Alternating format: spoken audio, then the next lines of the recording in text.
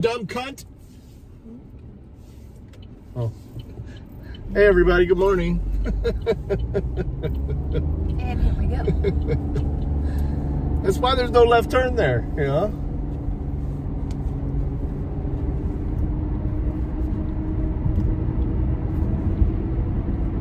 Ooh, that's good. I know.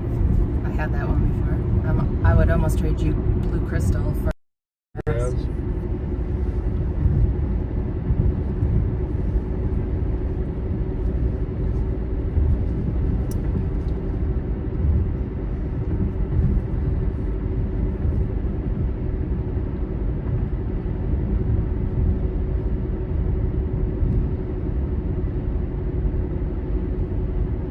See, it says Ohio Brewing Company. That's what I thought it said. What's it called down there? Can you look it up? Yeah, what is it? Mommy Bay, Columbus?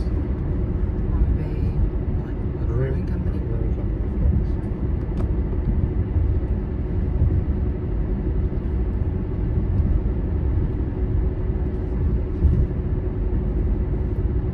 Hey, Eggsy.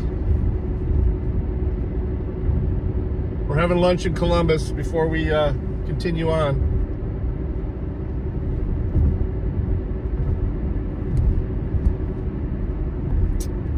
Is it called Mommy I Bay? got Toledo. Oh, I got Dublin. Dublin. Oh, okay. no, that's Beer Kitchen. Hold on. I got Mommy Bay Brewing Company in Toledo. What's it called in Columbus? I don't know, babe. Monica's not going to answer. She's probably in the morning meeting over in Electroplant. Yeah, nice weather today. We're supposed to run into some rain when we get farther east, but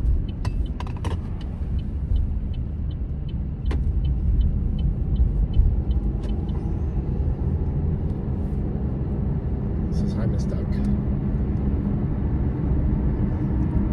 Oh, hi. Sorry. It was, She's looking something up for me. yeah.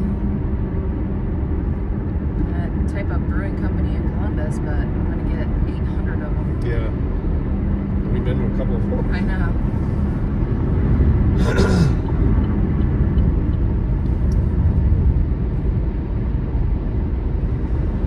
Let's see what I get. Oh yeah, 800 of them. Okay.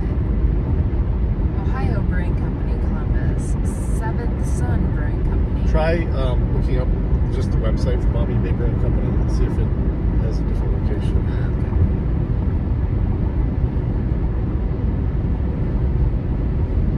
Can't find it, we won't go there. We'll go somewhere else.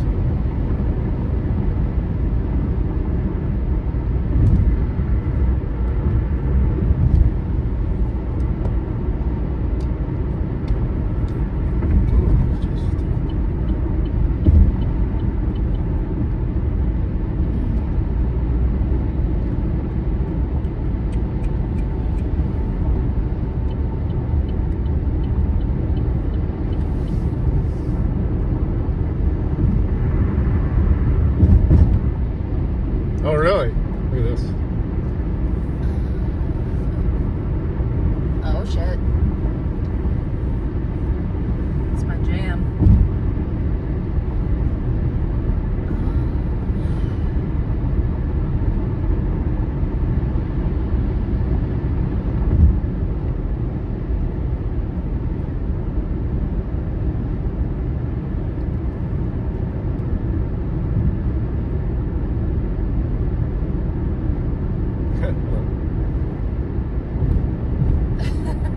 Nice.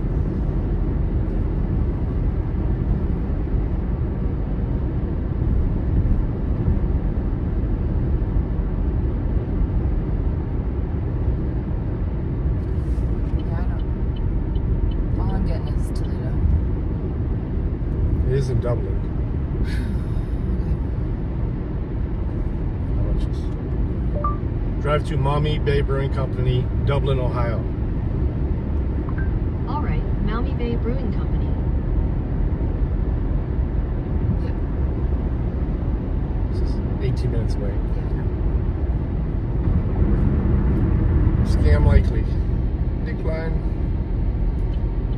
Alright, I'm gonna find us another one.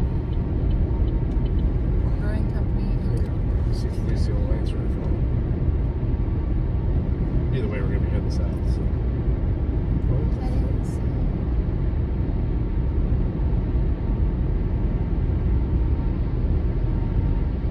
Fucking my phone forced me to use the new messenger system, to where now I guess it won't be a green dot with you guys anymore. She got mad when you called her sir? Oh shit. I've done that on the phone before. A few times.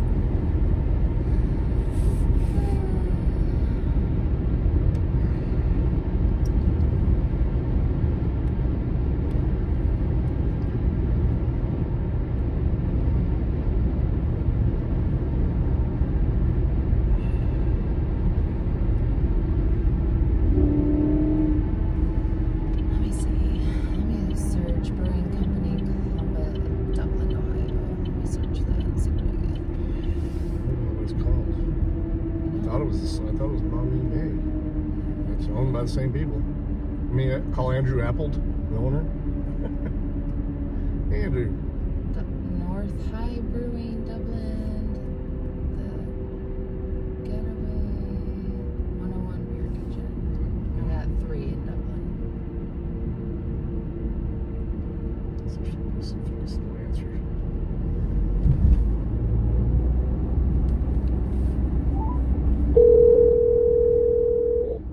Hello. Hey, what's the name of the Maumee Bay in Dublin?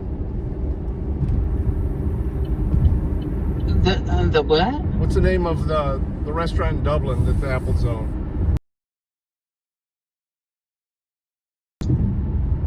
What is it called? I can't think of.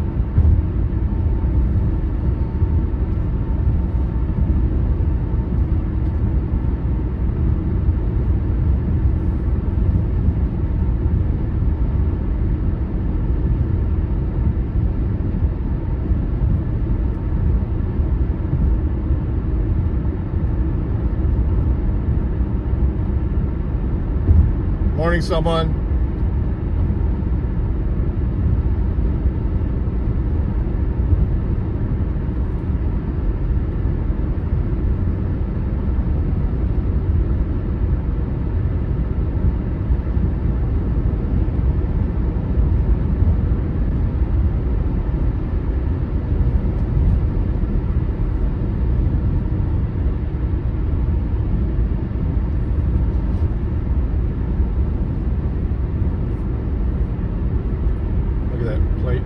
Corgis. I wonder what kind of dogs they have.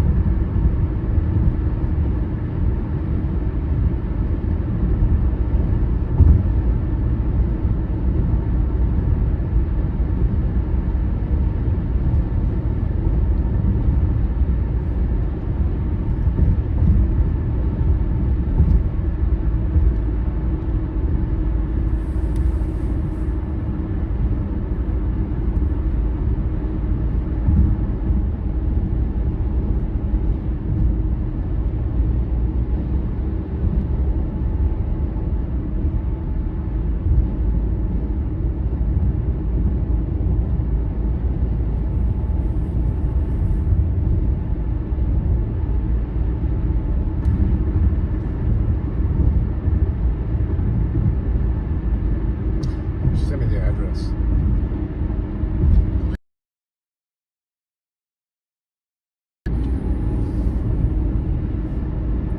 Shawnee Station, Tap Room. What's the message? Thank you. Thank you. Okay, it's sent.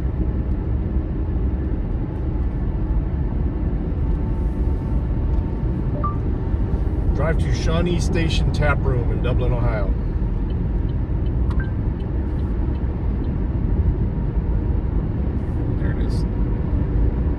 Sunny Hills.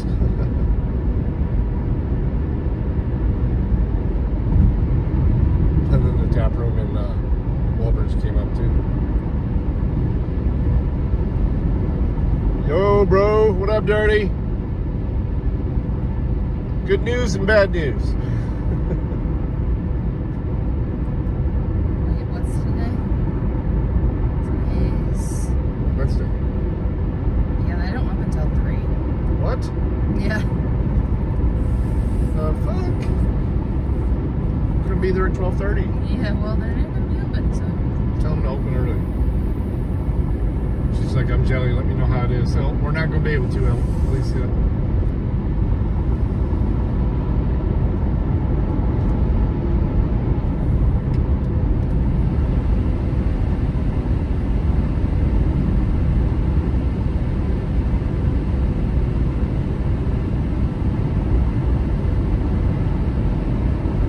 Where you find something? What's the message? Well, apparently they don't open until 3:30, so I got, well, apparently. Okay, it's sent. Alright, well, Columbus Brewing Company, with dogs allowed, opens at 11. yeah, we're not coming back through Pittsburgh. We're gonna go. I'm gonna have to run back out that way anyway to get the equipment. So we didn't bring the jerky with us. We're gonna make a special trip for you.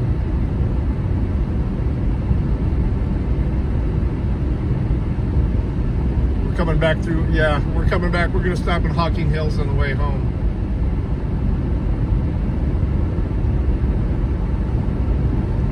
It's supposed to be pretty cool, and I've never been there. Okay, we got like one option. Columbus Brewing Company Beer Hall. It's open the time. Opens at 11.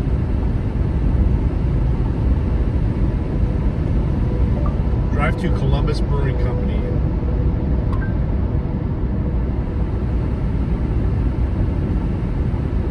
What's the address?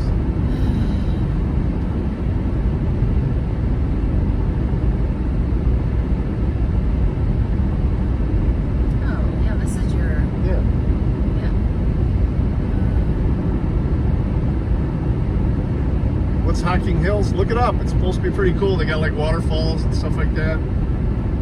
2555 Harrison Road. It is.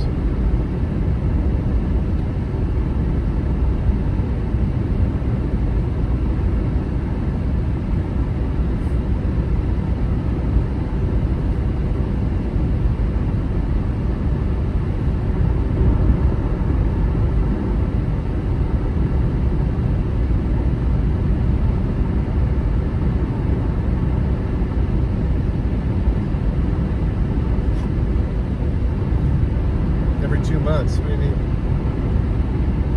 What did I miss?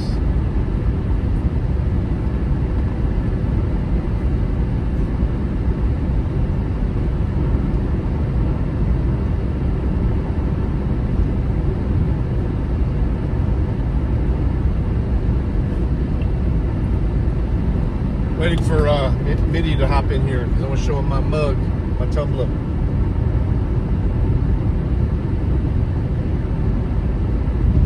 Oh, okay.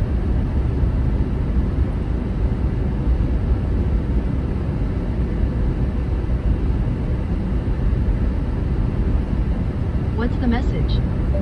I know, right? Okay, it's sent.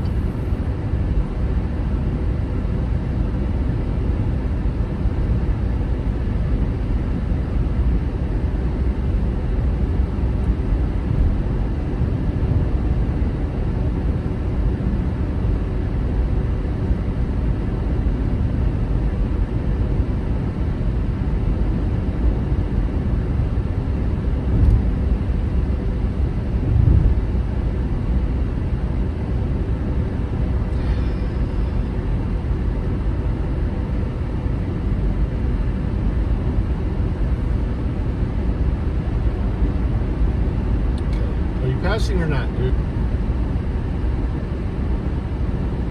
To Lincoln, KZ. Ooh, Lions license plate. Oh, I like that.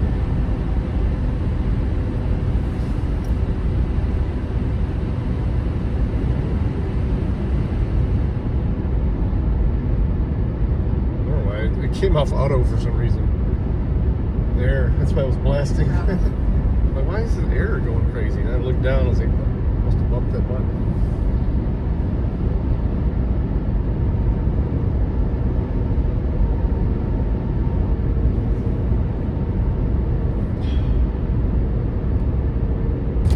Oops, shit. What the fuck did I do?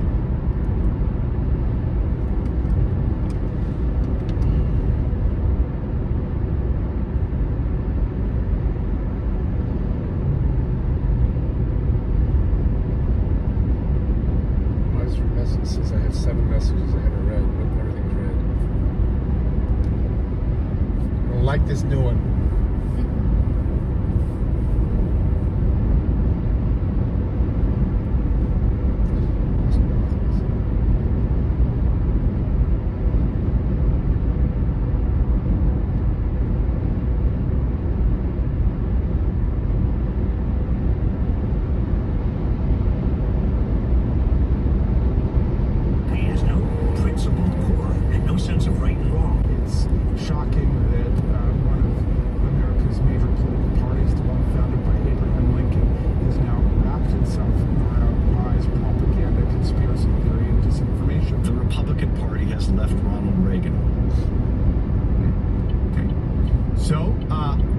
That implies that they don't have any messages of right and wrong. That implies that back in the day, you treated them as simply political adversaries who had a sense of right and wrong, right?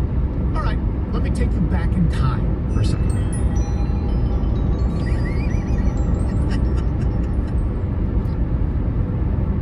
The least Hitler of the bunch. None of them are quite Hitler. Barry Goldwater, 1962. Yep, we're on the road.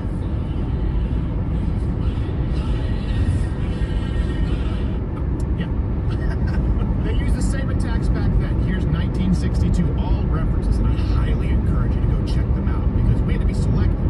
Goldwater won the Republican nomination, right? The California Governor Pat Brown said, "The stench of fascism is in the air." Jackie Robinson on Goldwater said, "I would say that I now believe I know how it felt to be a Jew in Hitler's Germany." MLK Jr. Jeez. That's the abbreviation, Martin Luther King Jr. He said that Goldwater's program had dangerous signs of Hitlerism. So we could go back, I bet you we could go back further to even before Hitler and they were still saying it. Yeah, there's probably a book out Yeah, we will. Abraham Lincoln and his Hitler-esque ideology. Right, so Goldwater, okay, Hitler. Let's keep on moving down the trail because remember, they're saying, well, we haven't said this about other people. The On the road again. Party, right? We had disagreements. All right, then let's go to the landslide election winner, Richard Nixon.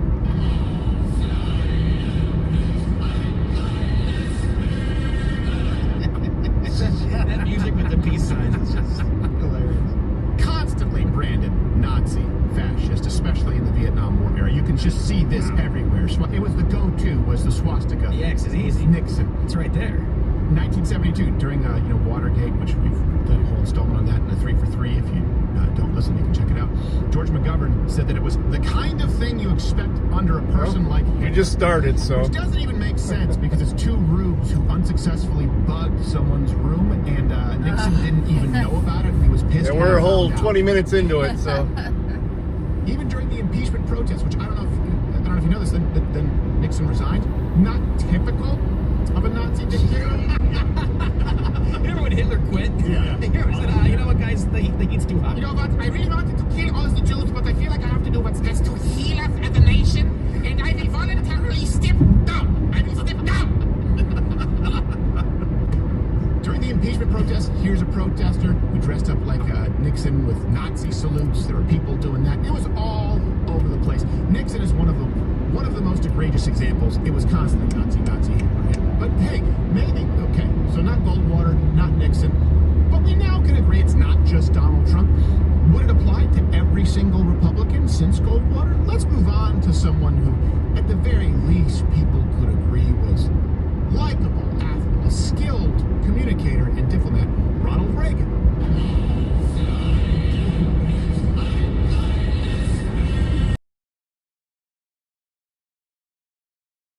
In 68, here's the poster that called Ronald Reagan the fascist gun in the West. Oh, really? And that was a campaign to recall then Governor Ronald Reagan of California. Democrat Representative William Clay said that from Missouri said that Reagan was trying to replace the Bill of Rights with fascist precepts lifted verbatim from Mein Kampf. It was in German? Yeah, exactly. There was a writer, Harry Stein, and he wrote this in Esquire. Again, back then, the circulation of these publications were massive, bigger than any TikToker you can picture today.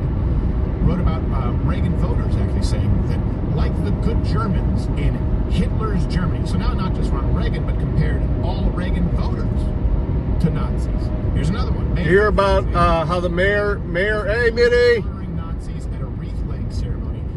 Been waiting for you. Oh, she's already got her eyes closed. Oh, no, I was... Holocaust victims in Bergen-Belsen concentration. We're Think about that for a second. Yeah. Okay. Goldwater. We're going to keep on going down this trail. Josh, what are you doing? Just, I gotta cut my mustache for the sketch later. Why?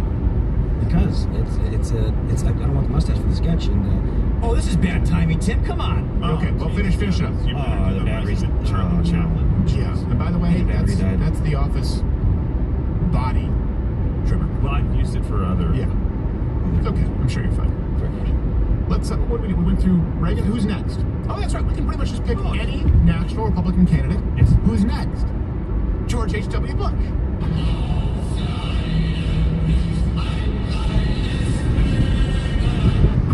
So here's a poster that actually compared Bush Sr. to Hitler, saying that Bush was going to kill political opponents with AIDS. Wow. And by the way, just to be clear, I shouldn't have to provide, it isn't so much killing political opponents.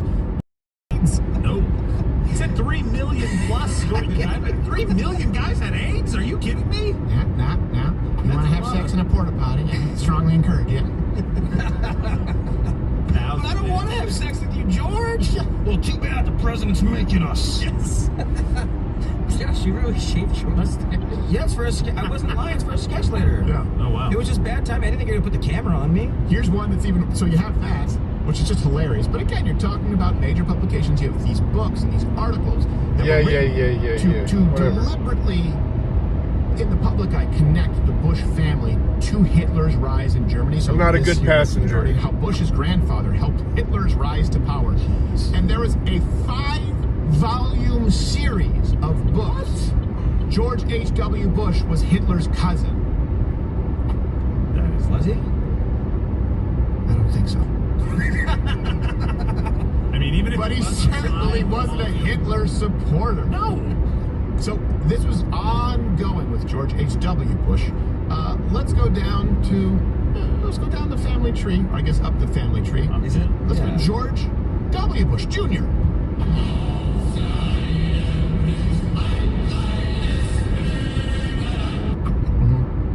Another one of those Nazis who also secretly works hand in hand with the Jews because he supports Israel. Right. So George W. Bush, and this is when I was becoming more politically aware. Obviously, I was younger. The first president that I can remember during my lifetime would be Bill Clinton, really, and then George W. Bush. And I was living in Canada. He was constantly portrayed as a Nazi. I mean, I was there for it. Remember, there was Rock Against Bush and NoFX and Rage Against the Machine and Green Day during that period of time, right? They said they were ashamed to be American. You had the same with the Dixie Chicks. But you had a lot of people comparing him directly to Hitler. Here's from 2004, the leftist group MoveOn.org. They ran ads against Bush that specifically featured Hitler. George Soros said this, who, by the way, actually was there, arguably involved with Nazis at that point, pointing out Jews. You know, he says now that he didn't, but at one point he said he did. Yeah. He said the Bush administration and the Nazi and communist regimes all engaged in the politics of fear. Okay. There may be some truth to that because all politicians engage, right, in some kind of fear-mongering. but Nazi communist regimes in the Bush administration. I have a lot of problems with George W. Bush. Still, I can say objectively, one of these things is not like the other. He then went on to say, indeed, the Bush administration has been able to improve on the techniques used by the Nazi and communist propaganda machines. So he improved on them by supporting Jews? I don't know that Hitler would say that's more effective, but hey, to the two Nazis left, you can comment below. Was George W. Bush more effective in implementing your agenda than the Fuhrer? How many millions did any of these guys end up rounding up and putting in concentration camps and killing? It's a good question, and I don't have the answer to that. Am I missing information from history? Did I read the wrong books? Well, it's interesting that you bring that up because you talk about history. A DC school teacher during George W. Bush's tenure made students, and you could not find it covered, except I think this comes from the Christian Broadcasting Network. That's why we're using them as a reference. This teacher made children. The premise was, okay, the assignment is comparing George W. Bush to Hitler. A sixth grade teacher in Washington, D.C. is apologizing after assigning students to compare Adolf Hitler with President George W. Bush. The teacher at McKinley Middle School told students to compare and contrast Bush and Hitler because both men abused their powers. At least one parent posted their outrage on social media, and others agreed. I don't think it was appropriate to make the comparison at all. It's not appropriate for kids, especially at a young age. I wasn't a fan of him, but I don't think that it's really fair to compare him to Hitler.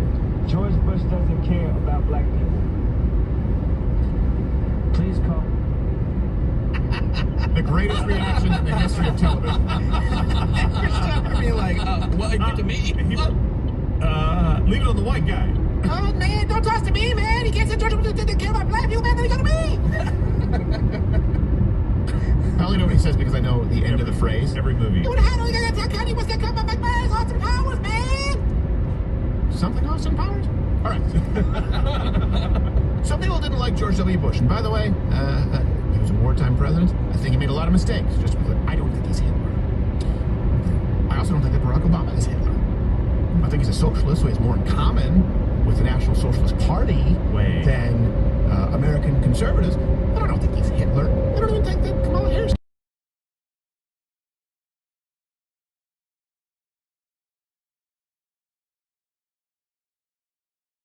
Fort Myers, Florida. John McCain.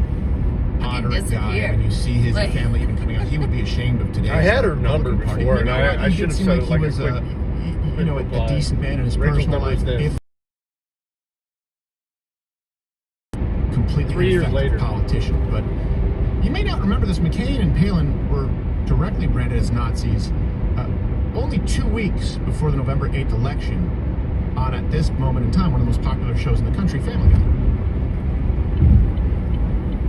Hey, there's something on here. Huh, that's weird. Yes. Madonna herself, Brendan McCain, Hitler, during her 2008 Sticky and Sweet tour, which is gross coming out of my mouth. She had sex with him, so she might know. But she didn't know it at the time. She's like 105. It's just a conveyor belt.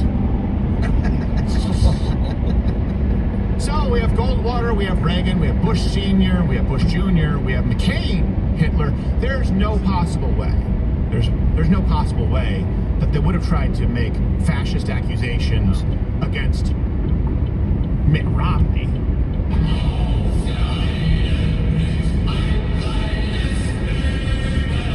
That's my favorite one. That one was real. That one looks like it's like Hitler age. Yeah, rescue. That's the way to do it, Exit. Rescues are the way to go.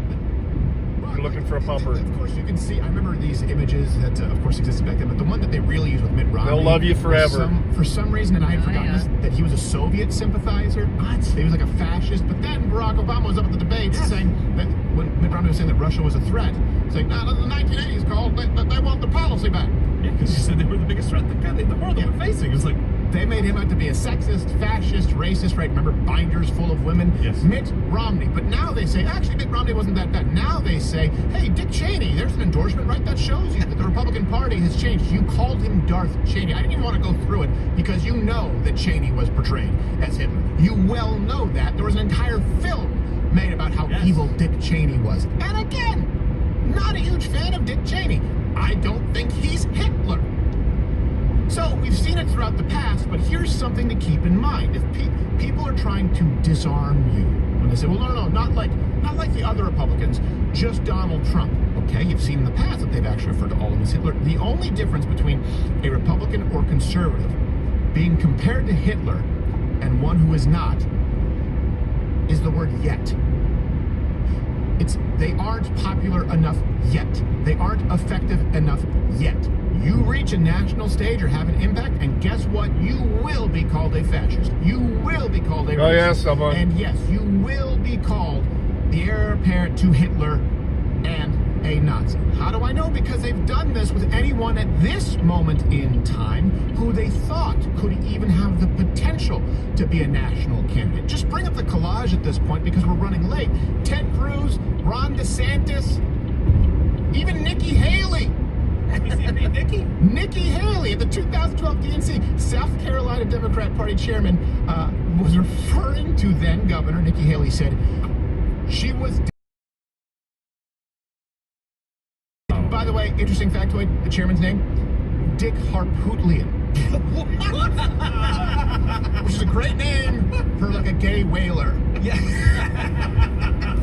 There ain't no better whaler than Harpootlian. Harpootlian, go get the harpoon. Oh, but I'm tired. You're ashamed for the good art of harpooning. If your father weren't at the bottom of the sea, he'd be so embarrassed of ye. He'd be crying, but you couldn't tell the salty tears from the salty brine water of the foam. It's good You've been given a gift by God, your last name, Harpootlian, and you can't harpoon with a lick. He does whales and men. Hey, but Hey! that's a barbed harpoon, so I can't get away. Double-ended harpoon. Get over here. You know who else, by the way? You know how I know this? They will compare you to Hitler, and they will try and destroy your name. If you are effective.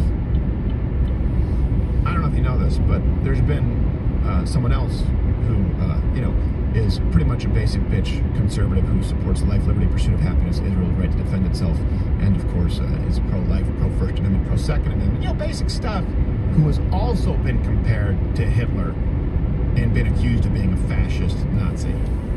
This guy's a fascist.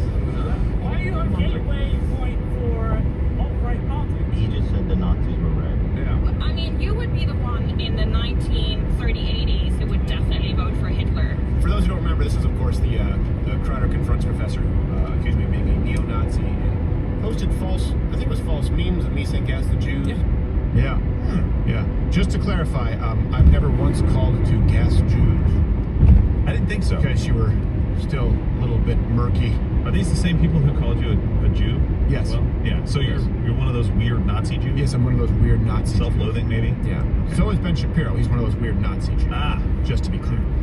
And my point here is just don't allow the left to get away with, well, in this case, I mean, quite literally, get away with attempted murder when we're talking about Donald Trump, but don't allow them to get away with just memory holding what they've done. And the only reason they can do that is because, again, they don't fear any accountability. It's the same reason that Kamala Harris thinks she can get away with faking a new accent every other week, depending on her audience. No one's going to call her on it.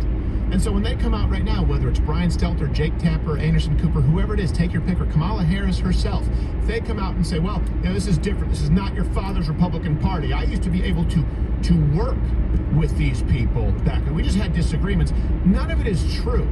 They're trying to give themselves some street cred so that you don't point out the fact that they themselves are totalitarian fascists who want to eliminate any voice of dissent. That's what you're really doing. Let's be really clear. When they call you Hitler, let me ask you this. Does Hitler deserve a seat at the table in the United States in American politics? Of course not. Hitler, at the very least, would have lost his right to vote for multiple felonies. And they weren't even on the line. They were very clear felonies. But Hitler did. So they're saying, you don't deserve a seat at the table. That's why you have Hillary Clinton coming out saying that we need potentially criminal, but at least civil prosecution for purveyors of misinformation online. She actually said this, I believe, just 2 days ago. She said anything that appears to be propaganda that could be coming from Russia, there should be perhaps criminal or civil charges. Oh, really, Hillary? You first! You quite literally enlisted the help of a firm who got information exclusively from Russia Russia to push one of the worst political hoaxes in the modern era. What they are saying when they are comparing him to Hitler, to a fascist, to the Nazi regime, they are saying that you don't deserve a right to vote. They're also saying that when 28% of Democrats say, hey, this country would be better off if Donald Trump had been killed. Those 28% of Democrats and another 24% saying, I don't know, I'm not sure.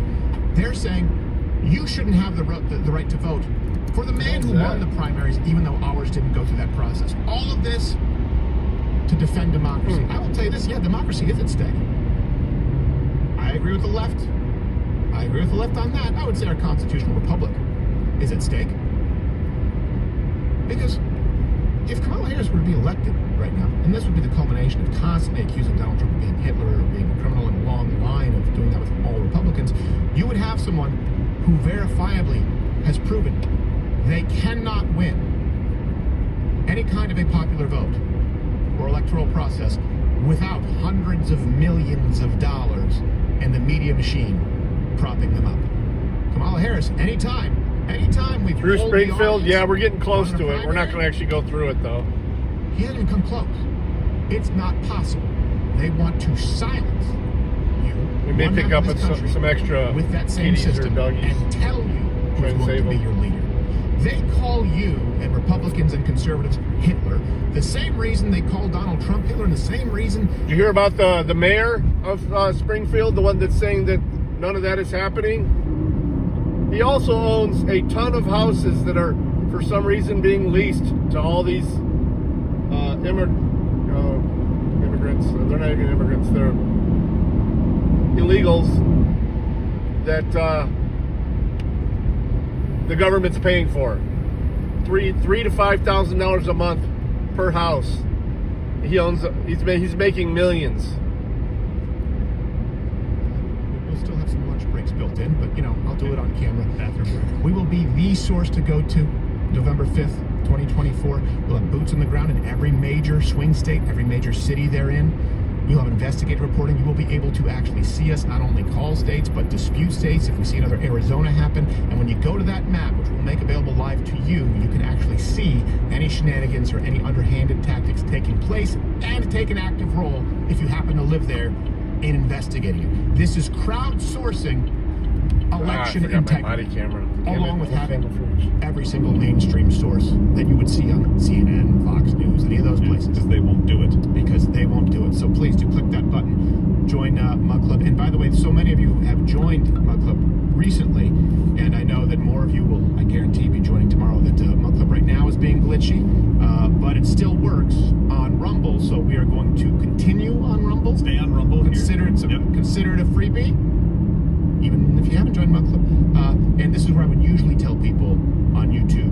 Well, I would usually go for a tinkle and tell people on YouTube to piss off, but we'll still be here on Rumble.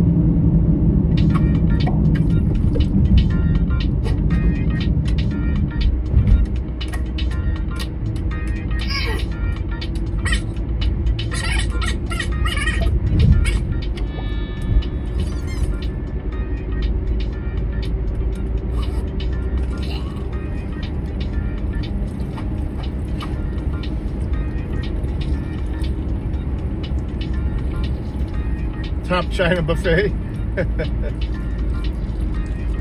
11-11, make a wish.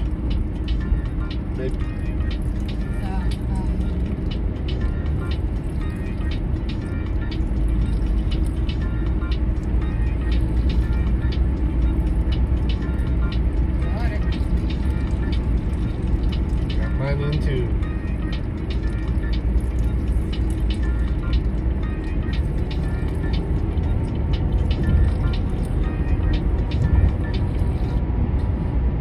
Fireworks?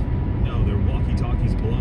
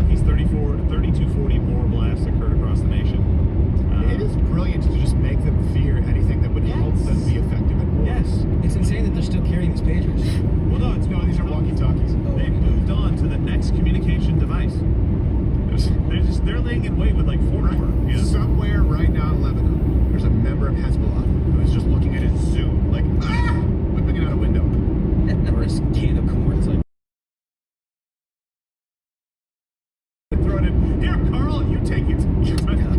We got some video, I guess, of some smoke coming up, like some explosions and some smoke. So coming up from the deal, I guess, from today or yesterday? From today. Yeah, it's a time lapse, but watching the background. There you go. There's the terrorist. There's one. Hi. There's another terrorist. Okay. Another terrorist. I'm half expecting an Acme anvil to I know. They show that as if it's not comedy. I know. I mean, That was supposed to be a serious clip. Is this just? I mean, I don't want to be. Terrorist got his wing. I don't want to be.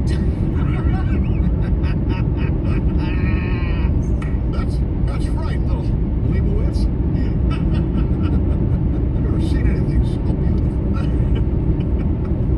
These are terrorist people. I'm sorry. Maybe I'm tone deaf with this, but I think it's pretty funny.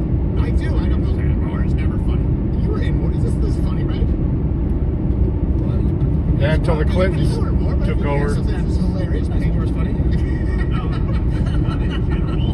Let me tell you a few stories. No, I'm just kidding. No, I mean, this is funny. I mean, it's funny because it's so different. I would have never guessed this. Like, smarter than me, for sure. I mean, that's not hard, but they really got a good plan there. And I think it's low collateral damage. Yeah, very low. They're basically turning all of Hezbollah into kids. You ever play the game The Floor is Lava?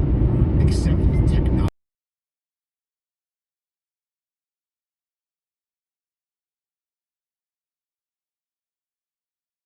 Love there.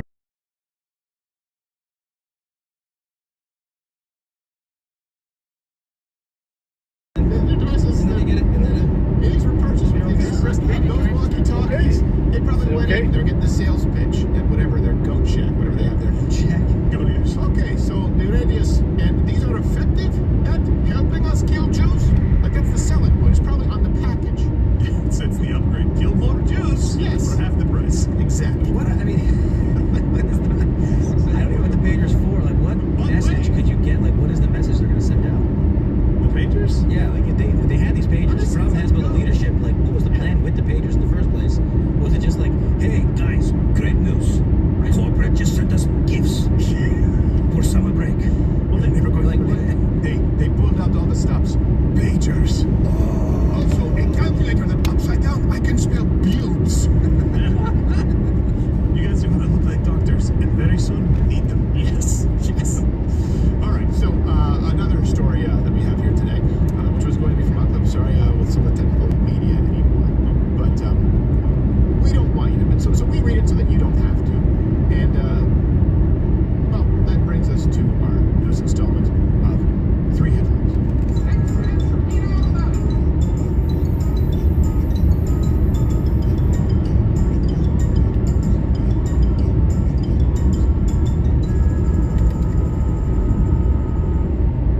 This is the New York Times edition. Oh.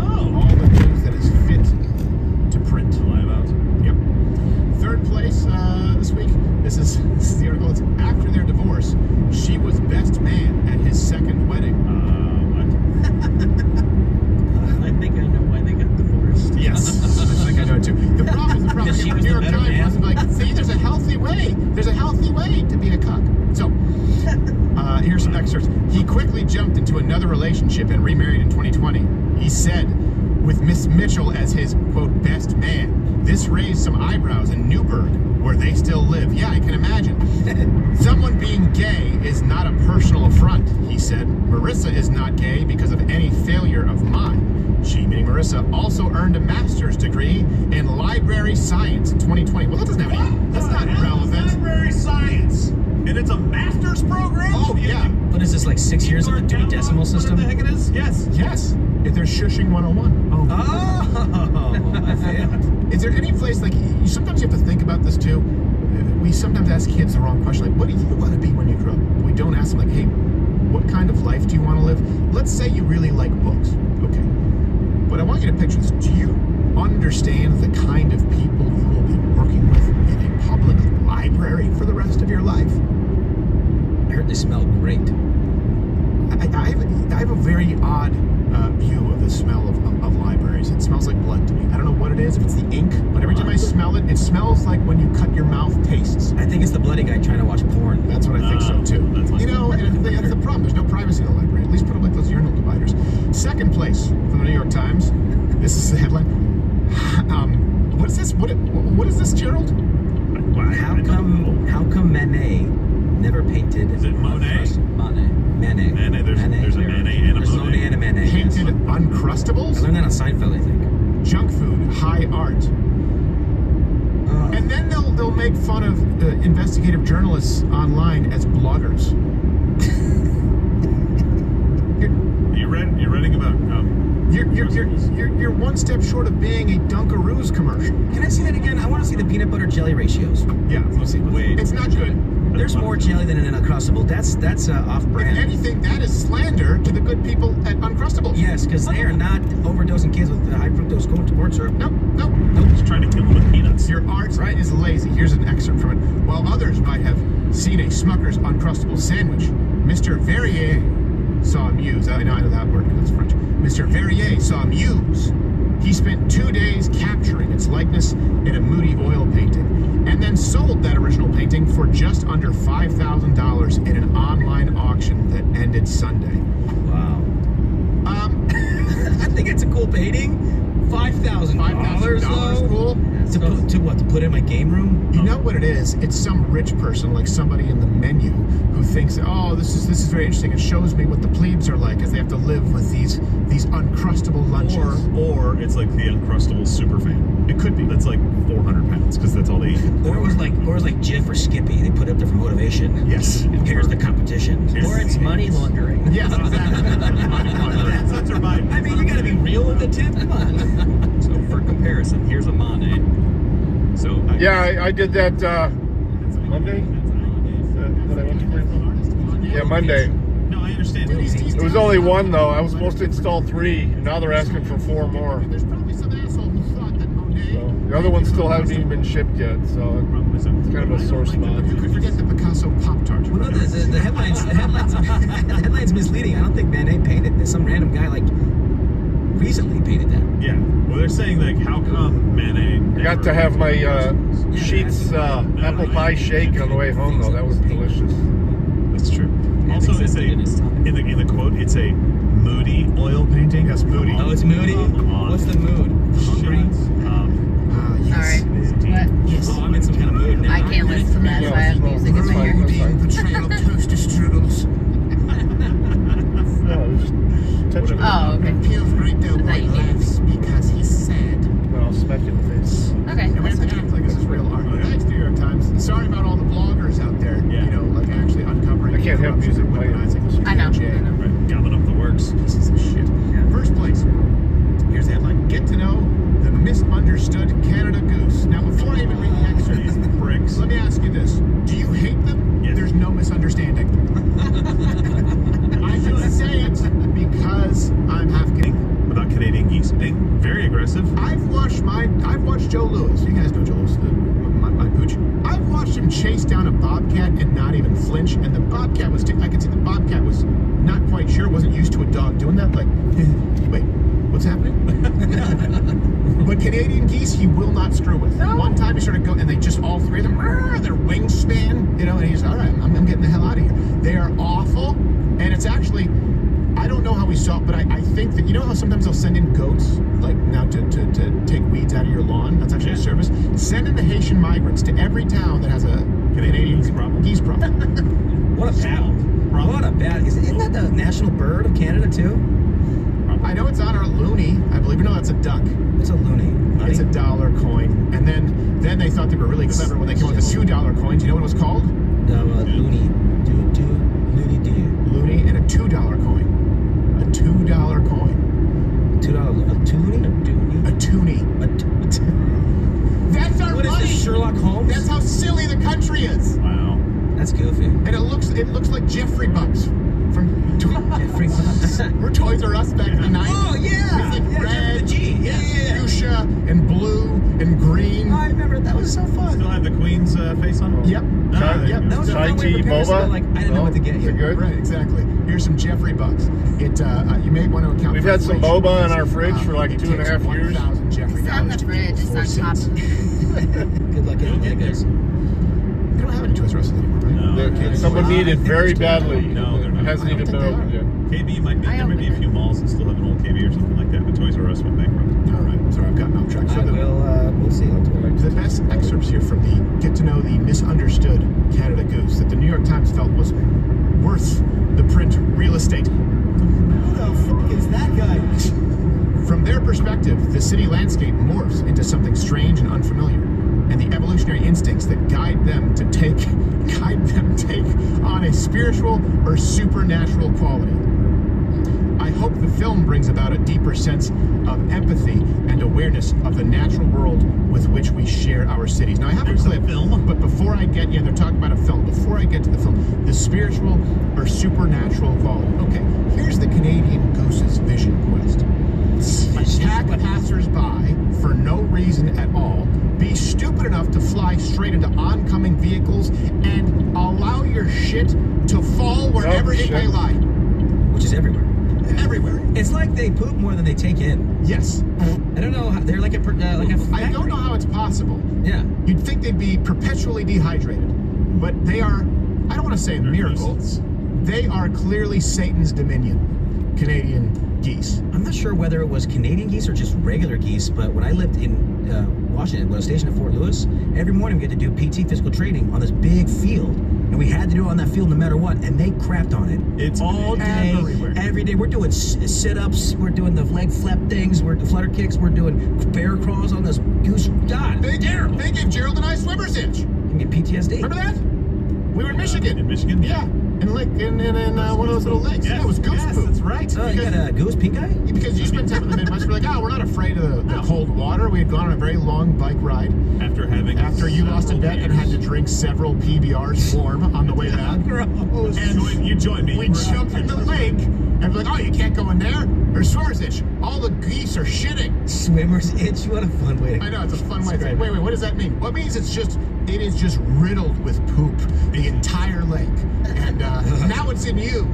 You're having fun, you're laughing, the water gets in your mouth.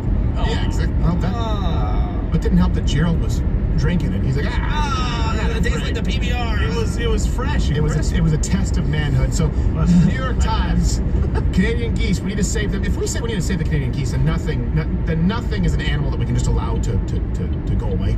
Yeah. I mean, at what point can we say, you know what, we don't really need these things anymore. I don't really care about the food chain. They're assholes. They bring nothing to the table outside of being assholes, but they still have decided to direct you to this 15-minute film regarding the Canadian goose.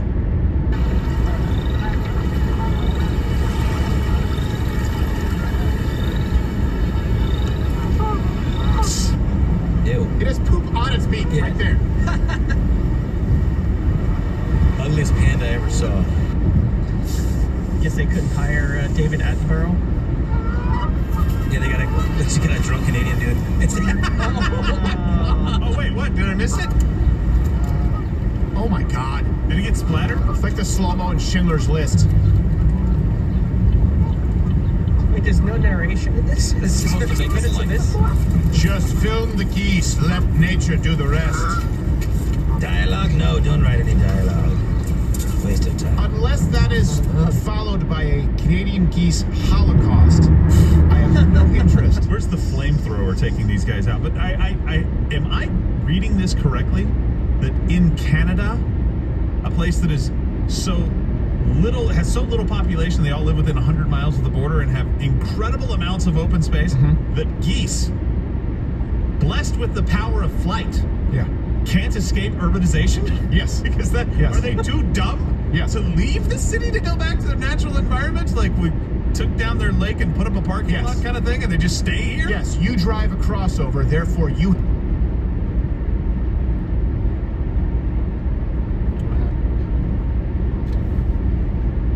have rendered the Canadian geese retarded and unable to fly. You can fly! Leave! Also, beware, the polar bears are going to... Actually, no, sorry, there are more polar bears than ever in recorded history. But they're dying because of climate change. Oh, no, wait, sorry. Actually, they have hollow hair fibers that allow them to float when they get tired. They don't need the ice. You know what? Let's just kill all people, solve the Earth's problem. Can we rewind CNN right there?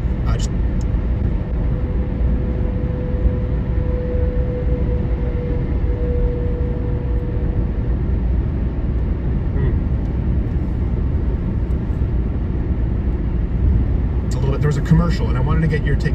They're now faking stand-up TikTok reels. I've seen.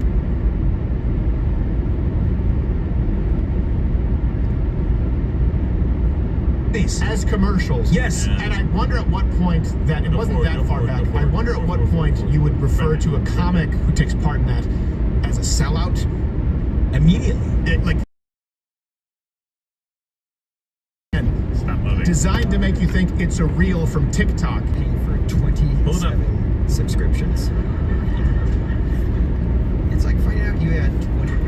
Whoa. This is now part of our culture, is that terrible stand-ups who put up terrible clips on TikTok that get a million likes.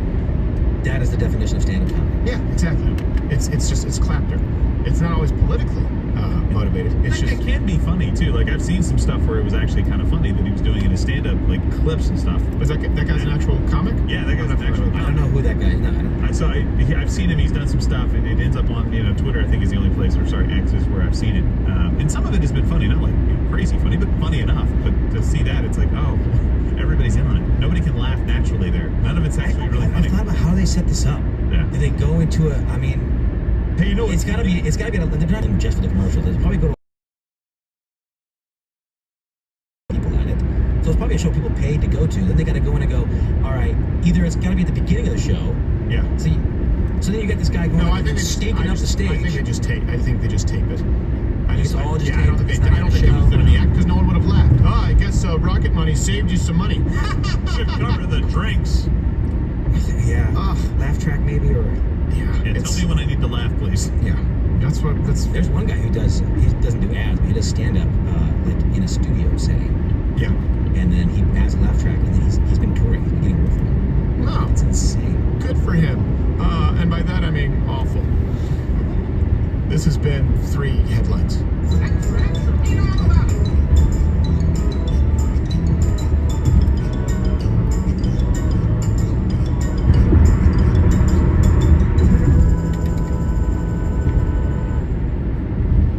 Yep. That'd be awful. Featurette gets off stage. Like, you guys ready for your headliner, Steven Crowder? Yeah, go nuts. Well, first, we got a Rocket Money commercial. Rocket Money. If you guys fake laugh, that'd be great. First, a word from our sponsors. Zen. It's also why I've never uploaded any clips beyond like when we're promoting a tour show. It's just not the right medium. I just think especially 15-second clip. Sorry, it just doesn't. There are certain art forms that are dying, as you see by the man painting moodily Uncrustables. Brooding. I want to post more clips, but then one guy would go like, "This sucks," and I go, "Yeah, exactly." You can't put anyways. People online, they just. You chose. Let's grab some chats. And by the way, if you're a Buck Club member, you get to chat with us, especially on Thursday. But tomorrow we have the Buck Club Undercover special release that it's hard to say if it's going to top the reason that the sentencing has been delayed for Donald Trump, which was the last one, the weaponizing of the DOJ. Very well might. But it very well might. Very well might surpass. It's that big of a story. It'll definitely anger you, but don't kill the messenger. Yes, please. Don't do that. And we will be here to talk to you guys about it. Yes. To take your chats and questions and kind of talk through some of the stuff because there's so much. Yes, that'll be on Mug Club exclusively tomorrow after that airs. Again, still 10 a.m. Eastern. Let's grab some chat, Noodles. All right, first chat from Brian, 8468. Question for Steven and the gang. Do you think Joe Biden would have stepped down from the race if the first shooter succeeded in taking out Trump? No. He'd have seen that as his lane to victory. Yeah. For the Democrat Party would have finally win. Yeah. No, I don't think he would have. No, he wasn't stepping down. He does what he's told. Step down. Yeah. Joe Biden, no matter what history says, no matter what the DNC convention said, no matter what Joe Biden was forced to say, he did not step down. He was forced out. He was basically told, look, if you keep running, there will be no money. Period. Done. We will be done and finished. You have to leave. Otherwise, we will make you leave. You want to stay president until the end of your term? You drop out of this race. That kind of language, I think, was most likely used. And I guarantee you, I have no evidence of this, but I guarantee you it was not a conversation that took place between Kamala Harris and Joe Biden. She avoided him for the week and had other people go, you gotta step down. She's like, Joe, I don't know. I've been going in the back for you. It's always a phone call for her. So much so that everyone that she talks to, everyone in the door, it's always a phone call. Yep. It's always a phone call. And then she put a blow dryer in the bathtub. West Wing. Just to make sure. Just, look, you have to have a contingency plan. And send him some free pagers. Yes. If those don't work, some walkie-talkies. Fine, you can just give him 2 coffee cans and a string. That's Honey, holy. in the ocean. I remember Donald Duck. this when I was a kid. Yeah. And a little black kid.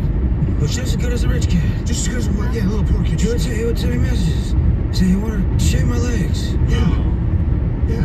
You know the deal. I miss making fun of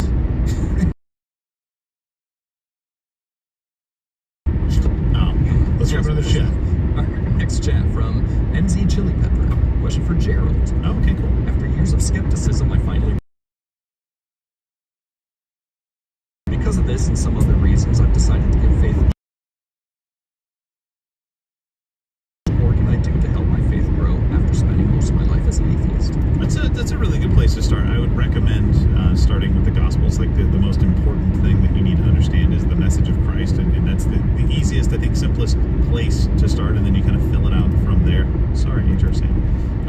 But I think also getting plugged into a local church community is incredibly important, because doing this stuff on your own as a Christian was really never the way that it was designed to work. Like there's a community that you can get of people around you that will care about you and that will help answer questions and be able to kind of guide you and point you to resources and things like that. I'm not big on like these, like people can take that way far and like end up in these cultish kind of communities, and that's obviously a perversion of what it was supposed to be like. But this was supposed to be stuffing money in the church walls, to be private, right? And look at Jewish customs and culture. Like faith was never private; it was a public thing, right? And I think we've kind of, as Christians, we've thought like, oh, okay, well, I can just kind of do my thing. I can just read my Bible and pray, and never go to church. And it's like, look, technically, can you believe? Yeah, fine, yeah, theoretically that is possible, but that's not how God designed it. Like He designed us to be communal. Yeah, like we are supposed to be in community with other believers to help spur us on, and also to play our part in help spurring other people on as well. So I think I would recommend doing that. And praying when appropriate, I would say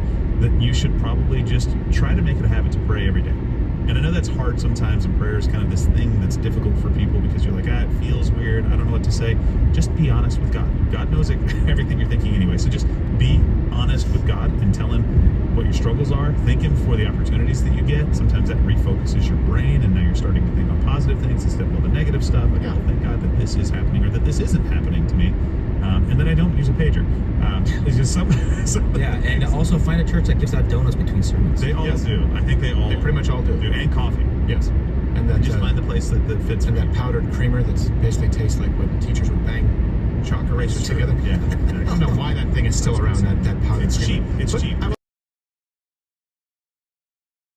And the physical world in which we live, and just think, when you look at COVID policies, ultimately the reason they were so upsetting is when you're upset about your rights being infringed upon, or the violation really of your White Harley, I didn't of see childhood of your kids. It's because these policies were directly anti-God.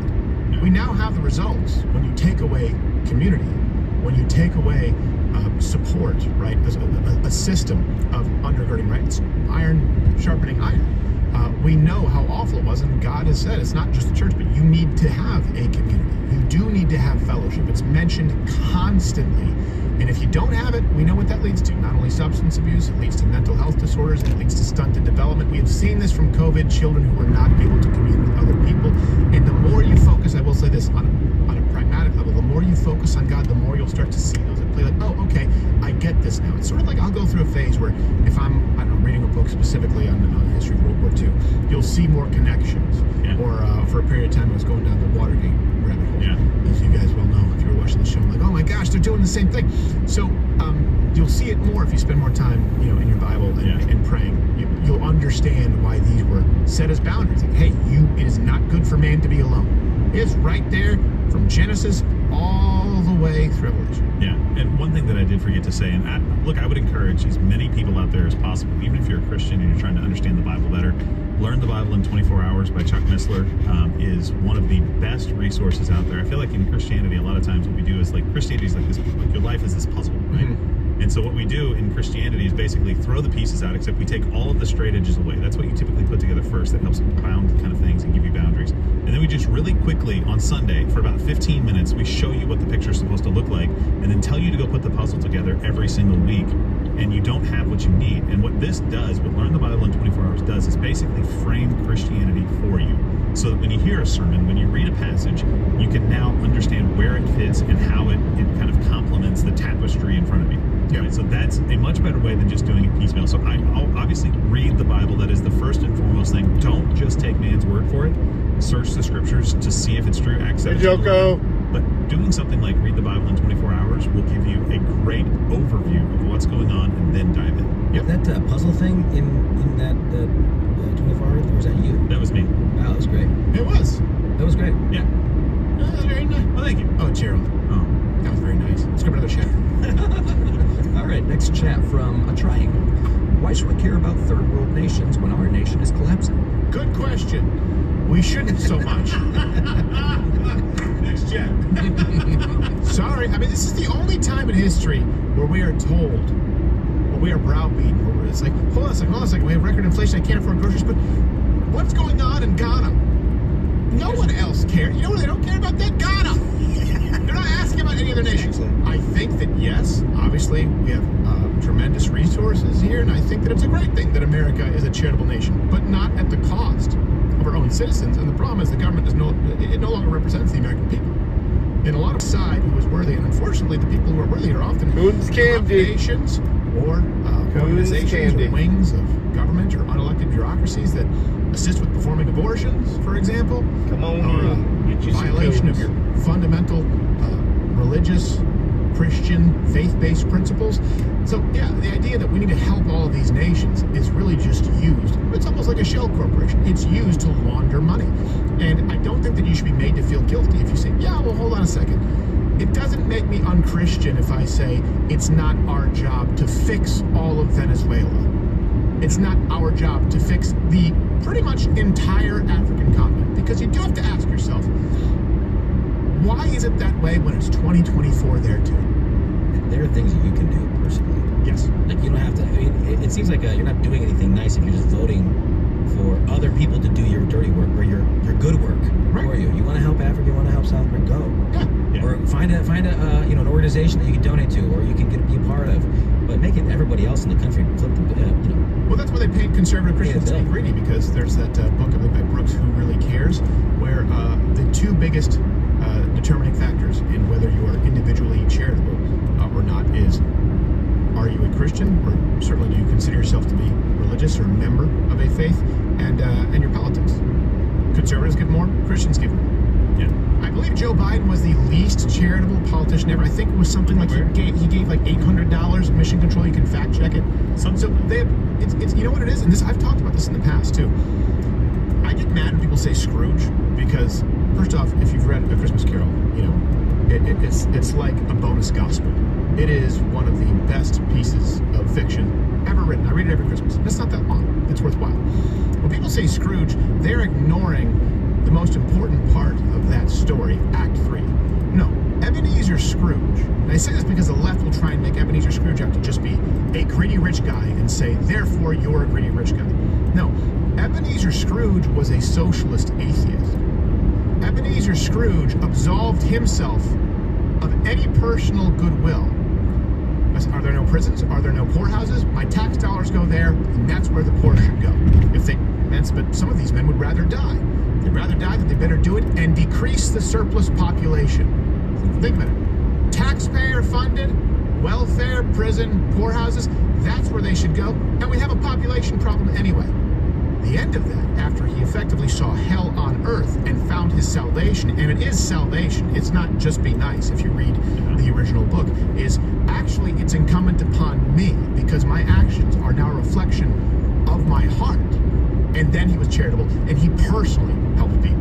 So, Ebenezer Scrooge, atheist socialist, if you read it, at the end, personally very charitable Christian. And what changed him was his salvation. Same thing can be said about Robin Hood, by the way. The left, what they do is they see something that's problematic, and they co-opt it. Robin Hood stole from the rich and gave to the poor. But did he, though? Did he? Did Robin Hood have a problem with people who were running businesses and doing a little bit better and getting ahead? Or did Robin Hood rob from an evil, corrupt government, a monarchy who was overly taxing incentivizing its citizens to give back to the citizens so they can support themselves. That sounds like potentially a libertarian think tank anarchist activist when you think about it. So they just try and make it rich versus poor. Ignore, by the way, that they gain their wealth, and not just Democrats, but those in power, those entrenched in the swamp, at the cost of the public taxpayer. No one sees these kind of portfolio gains as they do. And they want you to begrudge the business owner next to you who maybe grew up poor and now makes a decent six-figure income. Ignore the fact that these people are raking in millions, even though they're not beholden to the accountability of the private sector. Yeah. Ebenezer Scrooge, atheist socialist, Christian conservative who personally took it upon himself. Robin Hood stole from basically a socialist government. Let's be honest, that's what it was. I know it was before socialism. You would say modern socialism doesn't exist, but if you're just looking at it allegorically. So yeah, I don't think that it's America's job to help the entire world. And I think that right now, well, we certainly need to help our citizens. I've said this to Christian missionaries too. I've said it where people go, I want to, and you know this with youth groups, like, look at me down in Zambia, look at me down here, we would bring the village a chicken. Yeah, and then not more than 2 minutes later, they tore it apart to eat it because they didn't understand that you could have a sustainable food source if you grew a garden and just had some eggs. These hens were for laying eggs. I know people, but they had a good picture for the gram. I don't even know if you know this. There's someone starving in your city right now. There's someone who needs some help where you are right now. And I think a big reason the left doesn't want you to focus on that is because you'll also realize that the problems that exist here in the United States are pretty transient. Meaning you can help someone, give them a leg up, and then 2 years later, see them successful. It's the one place in the world where you actually can move up the social classes. We've given you the percentages in the past where I believe it's like half of Americans will find themselves in the top 10% at one point or another. Right? Wealth and class move in the United States, not so in these other nations. You are doomed to the life that you were born into. It's a uniquely American idea, but if you go and you help people in your locale, you will realize that a lot of these problems are self-inflicted, and that in many cases, the perpetually poor in the United States are there for a reason. There are people who have tough breaks, and you can go and help them, and you can actually see them responsible to some degree for their own destiny. So don't just try and virtue signal and go, look, I'm going to the third world. Well, there's a lot you can do both in your community. Yeah, if you want to go help people in another country, I understand, like, nobody deserves to... Start with America. Nobody deserves to hear the gospel twice until everybody has heard it once. You know, it's kind of a thing that people will talk about. That's not, you know, it's not absolutely true, but I understand the point behind it. We have an embarrassment of riches of opportunity here in the United States to hear the gospel. But it doesn't mean that everybody has, and it also doesn't mean that you can't do great work here, because they were supposed to start in Jerusalem first and then go out to the uttermost parts of the earth. So do both. It's fine for you to say, like, hey, I care about people in this other country. Great. Make sure you're not sacrificing your local community as well. But in regard to the United States and how we support these countries, we are at a point where it's not our job to do all these things in the rest of the world. The United States has been the greatest force for good and prosperity and health that the world has ever known. Mm-hmm. We have done our part and the part of every other nation on the planet probably 10 times over in this category. What we're saying now is, hey, we're suffering a little bit here and our system is collapsing. Not that we have the worst abject poverty, though poverty is poverty in a lot of cases. Some people live in a terrible existence here. We're saying, hey, if we don't do something, the patient will die. Okay, so let's make sure that we focus on the patient. Once we've gotten the patient stabilized, then we can have a conversation on what is reasonable and what is not reasonable, and where money gets spent and where it does not get spent anymore. Right? I think that is what people really need to understand. It's not about shutting out the third world. It's about making sure that you don't become them. How about this? We shut out the third world until our debt is covered. How about that? How about that? We're literally spending money we don't have to help nations that'll never give it back and don't give a rat's ass about us. Think about that for a second. And we are so far removed. Well, I shouldn't say we are far removed. We allow the elite to remove any sense of context as it relates to the federal government. Where it really would be pretty easy if you applied personal finance principles. Whereas, how many trillions are we in debt to help other? Are they going to? They're all going to help us pay it off. It shouldn't even be a part of the equation. Let me give you an example. We always act as though we need some more money, right? If we increase, and even Republicans do this. And even I've been guilty guilty of this where I don't always lay the foundation of, hey, by the way, we're spending money we don't have. So how about we cut, let's start with the spending problem. But even Republicans will argue, actually, you'll see an increased tax revenue if you lower the individual tax burden or corporate tax burden. And that is true. Many economists will tell you that, but the left will say, we need to increase tax revenue and insert whatever taxation program here. But we're starting off with the premise that we have a revenue problem and not a spending problem. Let me ask you this. If you, let's just really simplify this with some numbers, okay? You have two people, all right? Example A, example B. And you give each of them $5,000 a month, okay? That's their salary. Both of them are having a tough go. But only one of them spends $15,000 a month. The other guy's spending $5,000. He's spending exactly what comes in. He's not able to save. But only one of these two people is spending $15,000 every month, $10,000 of debt. Would your first instinct be to look at that problem and go, the solution is give the person spending $15,000 a month more? That's what we're doing. Yeah. It defies logic. We're giving someone with a spending problem more because they say, I want payment and pay 2%. Spend 2% of your spending on NATO spending. That should be 2% of your GDP. We've talked about that before. Donald Trump's the only one who actually increased NATO spending. How about you do that? I don't have a problem with the United States, and this is the difference where we are patriotic, that we are the only nation that went from flipping the bird to the world's greatest superpower of one century to become the only world superpower of the next century. Never happened before or since. That's a big deal. I think that's a good thing. I'm glad that the United States has that ability and that power. My problem is with, and I was raised in Canada, so I saw it all the time, and you see it in Europe, is people demanding that we foot the bill for the rest of the world. Canada, protect your own borders, go. NATO, we're out, go.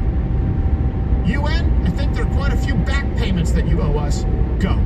When all of that takes place, you can then chastise us about just how much spending. Hey. Because let's be honest, a lot of these countries are godless countries that have never gotten it right. Okay. Never will in the future. Doesn't mean the people are less valuable in the eyes of God. I'm talking about the systems of government that exist that have never gotten it right. Ask yourself why we have, at least relatively right, and understand why it's important. Right. Let's go to the chat. Really quickly, Yes, update. I said there were at least 4 more ways that Israel was waiting for them. I guess they've used one of those additional ways. Solar panels. They're solar panels. We can't even go green! Okay. AOC is now firmly against this plan. It's like, I just saw that according to him. He was like, Okay. oh, solar panels. Gosh, like this Right now, Hezbollah is sending their interns to walk through the wind farms. Go, go, double check. See, here in Hezbollah, you get everything because of technology. Your television, like your cars, like, I mean, Like, it's you really Right. just like, Their ham radios. They're in a live-action Transformers movie. Watch out for the soda machine. Watch out for the toaster. that's awesome. Look, you're a terrorist piece of crap. Okay. Right. Solar panels, pagers, and walkie-talkies. That's what we have now. And handheld radios. What's next? Can we make some predictions? Right. What's next? Air fryers. Air fryers. Definitely Yeah. pressure cookers. Yes, we know they have a few of those. Oh my gosh. Wow. This is insane. It is insane. Sweetie, don't Yeah. don't plug in the Instapot. No, don't play that bootleg DVD. Yeah, I Right. don't know. Yeah, it could be. And what sucks is like, well, like Nikki had this person that's like coming from the hospital, so it's an anthem.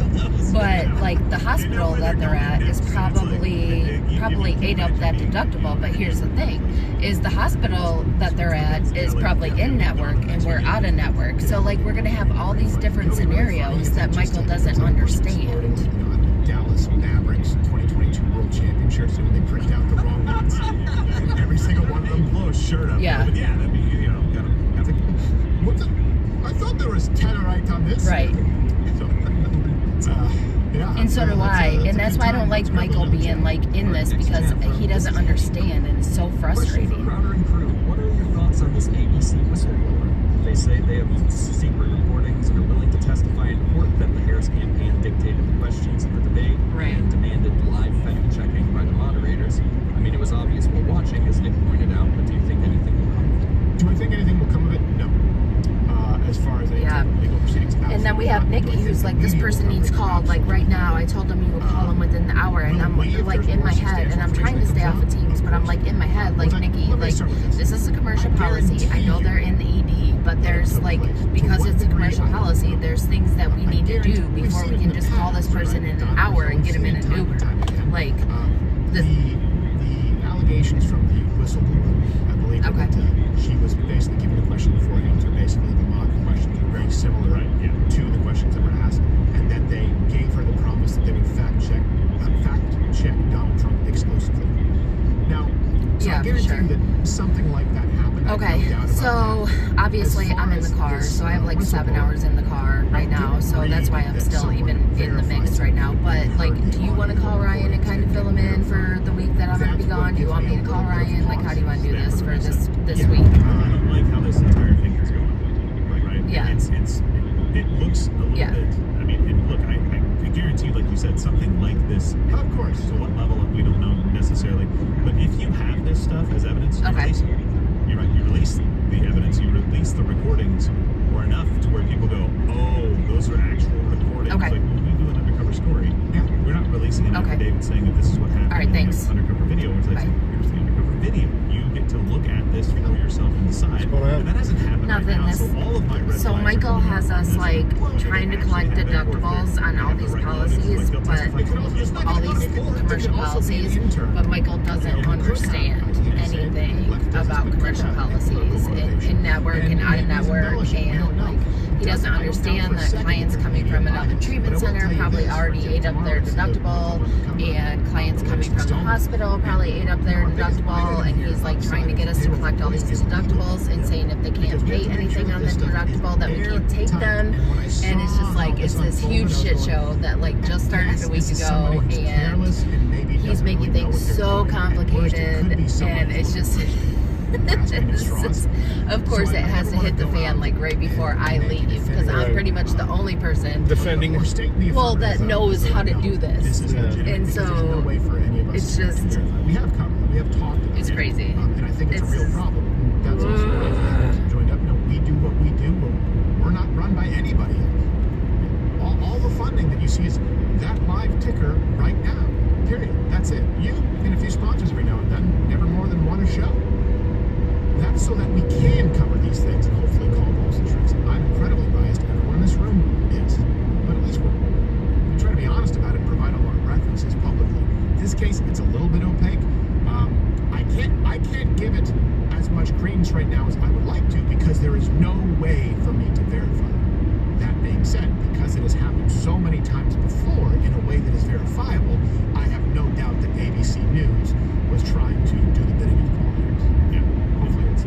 For people who say, well, it's a sworn affidavit, like we've seen sworn affidavits before, there's almost no punishment. I've watched people commit perjury. Yes. Repeatedly. I've watched judges say you committed perjury, and then all they said was, don't do perjury again. Yes, don't do. I'm like, you can do that? And no idea. This whole time? Yeah. Well, once. So I'm just saying, like, for people, like, that's the evidence. It's like, no, if you really want evidence of this, you have to hear it. Right. And there's not going to be a court case. You're not going to bring this to court as some kind of, perversion of justice, to use a term that we've heard before, right? That's not what's going to happen here. So until I hear the audio, I really don't. I'm moving on, because it almost looks desperate. Like, this is why Donald Trump lost.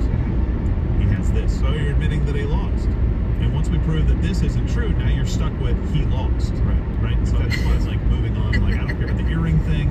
I don't care about this. Where he says, stay off your phone, fucker. You'll be receiving this message every time you post. That can be proven, and we can prove to you, as we have by just providing you with the time that has been spent on air, right? The negative coverage versus the positive coverage of Donald Trump. We can actually narrow it down to a percentage. I mean, it's very, very obvious that there's media bias. So outside of shining a light, not only on my phone, I'm on my fucking laptop. Yeah, but this is. I said I wouldn't. No, I know, but this isn't work. This is my CDCA stuff.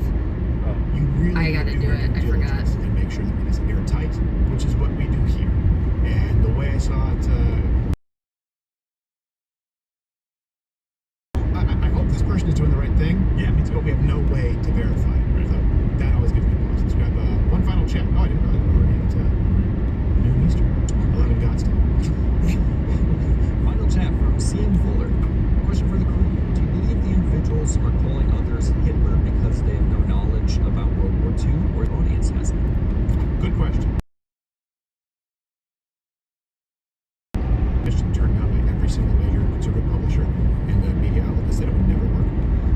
big part of the premise, and in this book it was the preface, was saying it's very important to recognize the difference between those who are so vested in this cause that they will lie and manipulate others regardless of what they know, and the people who accept this position by default. That's a huge portion of the population. For example, we've done Change My Minds, and people say, well, I think we should have background checks for purchasing a firearm. And I've said, well, you do realize that there is. Background checks already exist. They said, really? I said, would you come with me to the gun range, and we'll go through the process of purchasing a gun, started the campaign, gift a gun. And thousands of people said, I had no idea. They were gifted a gun. It was sent to an FFL, and they had to go through a background check because they believed that it was easier to buy a gun than a lotto ticket. And it couldn't be, but there was a good portion of the country. Why? Because why would the people who are telling me that lie? ABC, NBC, CBS, CNN, MSNBC, CNBC, and our elected officials. So there's that group of people. Those people can be reached, and those are the Harpoolian, whatever his name was. Harpoolian. They know better to exterminate an entire ethnic group of people. Also handicaps, and also people with skin color that was too dark. Will accept the premise that people who maybe mean to do good but are ignorant, and I don't mean dumb, but I mean ignorant, they're simply a useful means to an end for those in the media and those who are entrenched in the Washington, D.C. entertainment industrial establishment. That's the difference. They're hoping that you simply take their word for it. Oh yeah, I guess he's like Hitler. Hitler was right wing, right? This is what they do. They say right wingers are racist. And you have people who don't know any better go, I guess right wingers, I guess conservatives are racist. And they go, and Hitler was racist, therefore Hitler is right wing. And this is one thing too, often people look back and think that communism and the Nazis, that they were so far apart just because they were at war with each other. Of course, a good portion of it's not true. Communism, and so you can look at quotes from Mussolini where he said this is the next wave of socialism, this is the improvement of socialism. Make no mistake, they were diametrically opposed ideologically. People go back and they assume that because you must have one good guy, one bad guy. Well, they were all bad guys, and they shared a lot of the same fundamental worldviews. You have a lot of Americans who don't know that. You have a lot of Americans, I guarantee, who don't know how many people were killed under the Stalin regime. That's what we did the Great Dictator off. Here, you can go back and watch those episodes. We're trying to do it in a way that provides some levity, but we went through Stalin, Mao, Pol Pot, Papa Doc, my personal favorite. My favorite as well. Yeah. So there are people who don't know, and that's why they're amplified. And that's also why, by the way, the same people that Dana Bash, for example, Dana Bash just 3 days ago, on her own show, tried to blame J.D. Vance for bomb threats in Springfield, Ohio. Now, never mind that Dana Bash knows J.D. Vance has never called for violence in Springfield, Ohio. Never mind that, at least as of yesterday, of the 33 bomb threats, all 33 were hoaxes perpetrated by entities in foreign nations. She doesn't care. She hopes that the people watching don't do that research and don't know better. And those people watching may not be dumb. They could be doctors. They could be actual scientists, but they only have so much time in the day. They go, click, wait a second. J.D. Vance encouraged bomb threats, and that's all they know. People like Dana Bash, people like Anderson Cooper, people like Brian Stelter, they are hoping that you are ignorant so that they can manipulate you. And I hope, if nothing else, and Mug Club, thank you so much for making this possible. Genuinely. Because Gerald knows it was like beating my head against the wall. Why is the state of media so bad? It feels like nobody's actually seeking out some kind of a path to giving people the tools to educate themselves. Let me explain to you. For the same reason that vacuum companies and appliance companies, I don't know if you know this, at one point in this country, you purchased a vacuum, it was really a purchase for life. And then part of the business model was to give you parts so you could repair these appliances. These appliances were meant to be repaired and meant to have a long... Then you had some people say, you know what, we could make a lot more money if we give it a 2-year warranty and put a part in there that'll probably break around year 3 or 4. That's why you have vacuums now with non-replaceable batteries. You have to replace the whole vacuum. Why? Because the business model said it's actually better if they can come back to us and have to repurchase an appliance every couple of years. Why would we want to give them one appliance and and the tools and parts to be able to repair it, it's not as profitable. It's for that same reason that the media hopes you don't know, and they don't inform you, and they don't make the references public, because they have more control over you if you have to keep coming back to them. If you don't have the parts and the tools to optimize, to replace what you need to in your appliance, but you can still have that foundation, you still got to need a purchase. I have a point of view. I'm very that tomorrow when the Mud Club Undercover piece releases 10 a.m. Eastern. See that.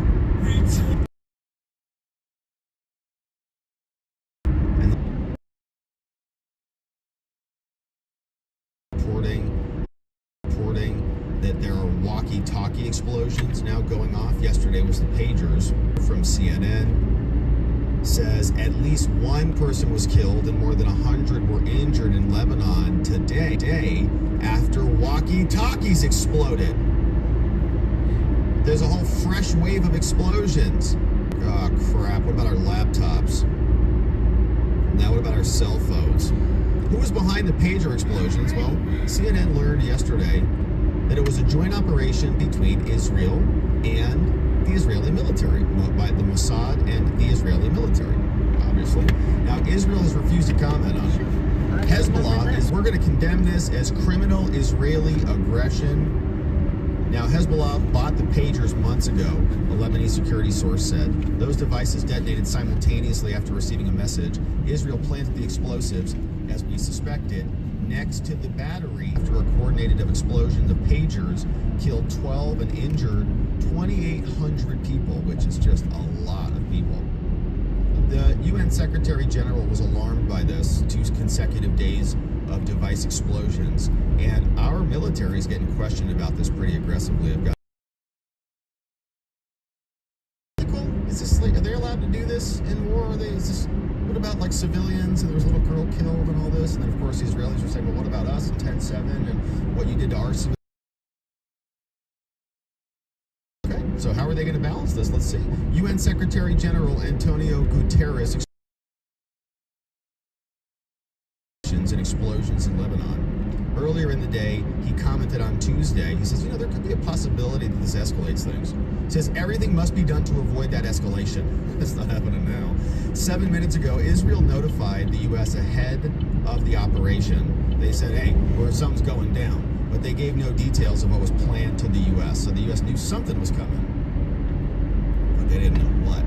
Israeli officials notified the U.S. that it was going to carry out an operation in Lebanon, but did not give any details on what they were planning, according to 3 sources, including a call between Lloyd Austin and Israeli Defense Minister Yoav Gallant on Tuesday. Can you imagine that call? How ridiculous that call is. Like a whole little Trump. So, hey, it's good to see you. What's the reason for the call? Got a whole bunch of Trump shirts. Well, we have see to those little pop-up with all kinds of flags and Trump shirts and shit. But we really can't tell you it. I'm not going to put a Trump shirt in my phone. Or Trump. So how long is this call going to be? Sign in my yard. Lefties are crazy. Lefties are crazy. Something's going to happen, but you can't tell me what. Yes. They get targeted. Get shot. Yeah. Okay. Is that it? Do I need to be here for this? Could you just send me a memo? All right, great. So can you tell me anything? Should we be prepared for this? No. The fact that no details about what the operation would entail meant U.S. officials were left in the dark until reports of unloading Israel was behind the, CNN calls it the audacious attack, which has heightened tensions in the region already on edge. And it was a joint operation between Israel's intelligence service, the Mossad, and Israeli military. The Lebanese government condemned the attack as criminal Israeli aggression. Shock to senior U.S. officials. Tuesday's explosions came as the Secretary of State Blinken was traveling from Washington to Cairo, stunning U.S. diplomats. They're trying to go over there. They're all watching the breaking news in real time. Like, oh, shoot. Kamala's talking about a ceasefire and all this stuff. We're working hard for a ceasefire. Okay. On Wednesday, Blinken said during a news conference that the United States did not know about or was not involved in these incidents. Oh, yes, you did know. Was talking with Israeli Defense Minister Yoav Gallant. You knew. You didn't know exactly what it was, but you knew something was going to go on. We did not know about nor was involved in these incidents. Well, kind of, right? That's like halfway true. You knew something was going to happen. You didn't know exactly what it was. And this is how they just play dumb. Lloyd Austin's like, oh, don't tell me. Shut up. Do whatever you need to do. Don't, just do it. mitigating the aftermath, they say the U.S. conveyed to Iran via a back channel that it was not involved in the attack. They said, didn't do anything here. A separate U.S. official told CNN, so they're telling Iran, just calm down. Iran's ambassador to Lebanon was injured by the exploding pagers. We had nothing to do with it, according to Iranian state media. So their ambassadors maybe down a testicle. Now, throughout the course of the nearly year-long war in Gaza, the U.S. has consistently sent in interesting questions that were lobbed towards our Pentagon. One question is about the ethics of something like this. Right? War is war, obviously, and it's hell, and that's why we absolutely hate it. That's why we're sick of funding all of these other conflicts and being participants in all of them. We have to save democracy and support our allies and all this stuff, and we're constantly embedded. It always gets wonky around this part of Columbus. Against the nature of the founding of this We're still 40 minutes away from our first stop.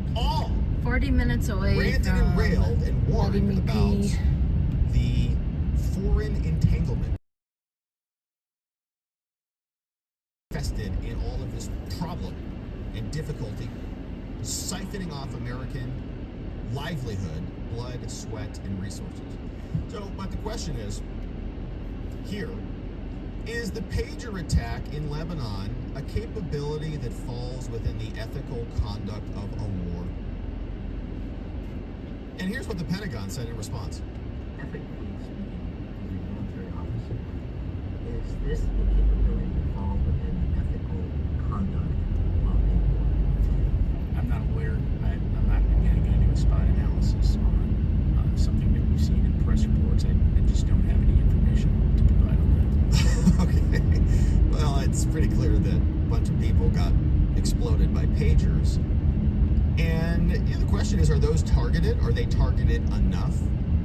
Was an 8-year-old girl just tinkering around, and she gets exploded, and that's just a casualty of war? You just deal with that, right? If those are the rules, those are the rules. And if that's what Israel wants to do, that's what Israel is free to do. But is the United States culpable in that?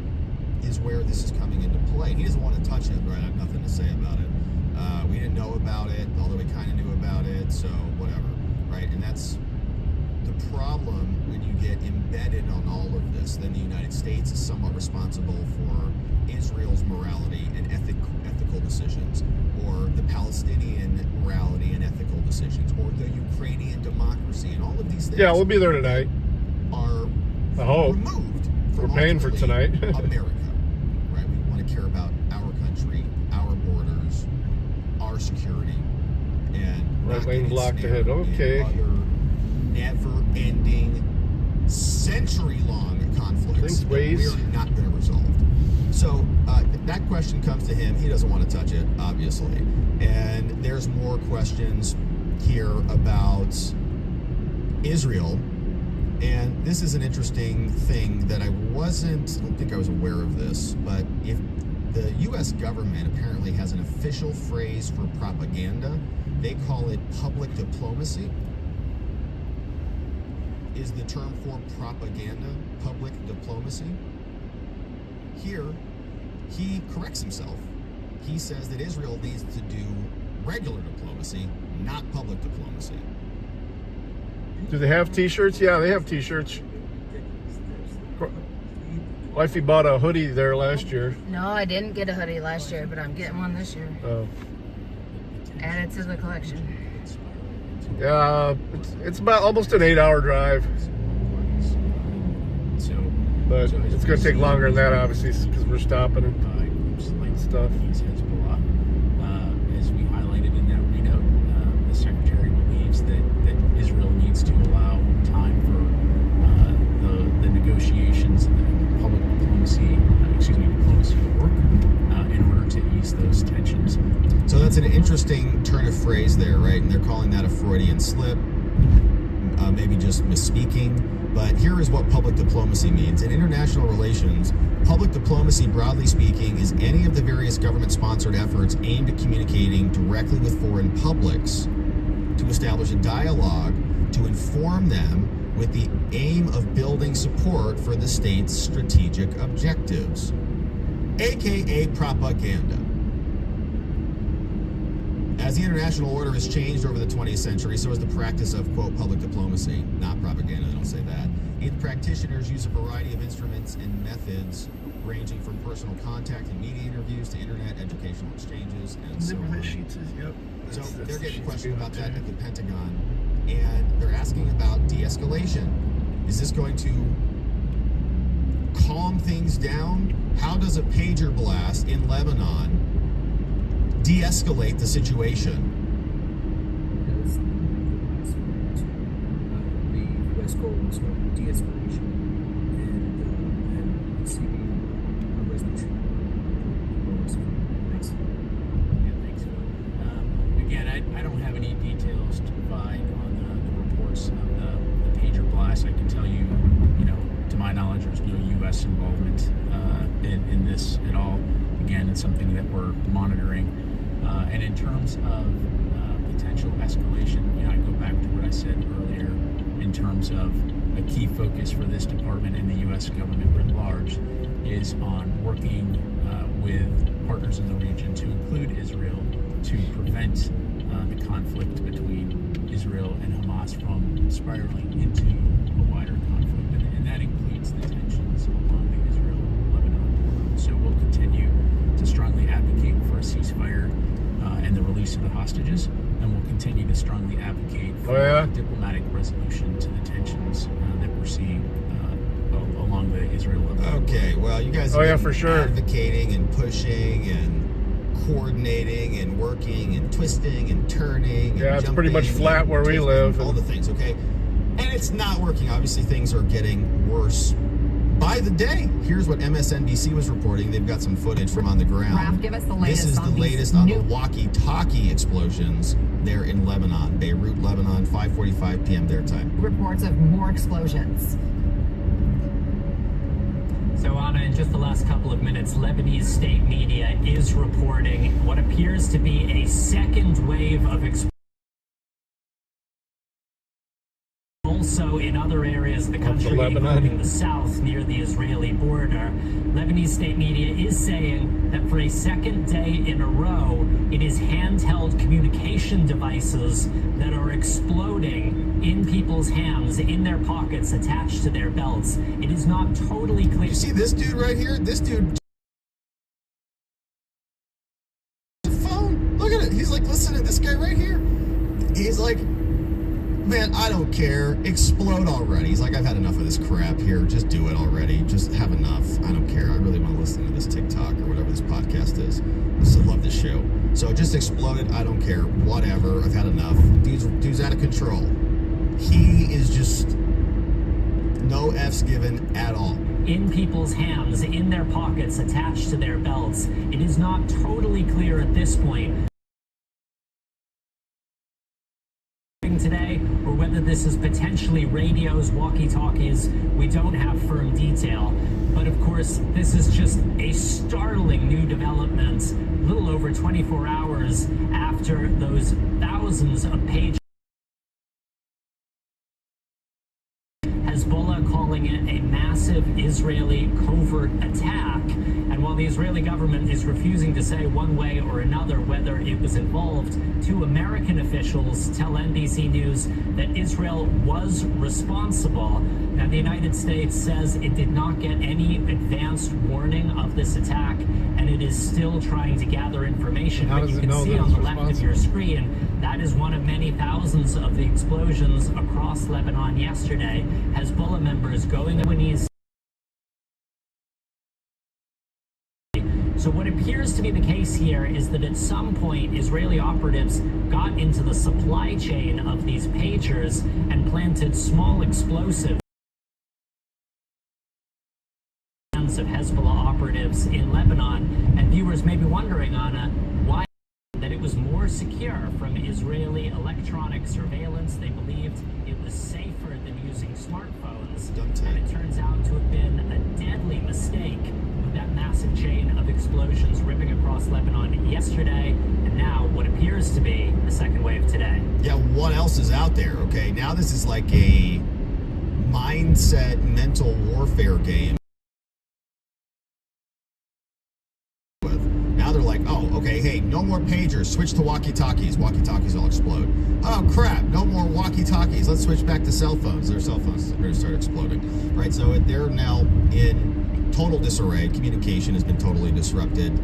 From a tactical standpoint, it is devastating. And so you see that the journalist was reporting on this story. Hezbollah and the exploding pager trail runs from Taiwan to Hungary. And so we see how they did this. Looks like it was, in fact, a supply chain attack, not a technical hack.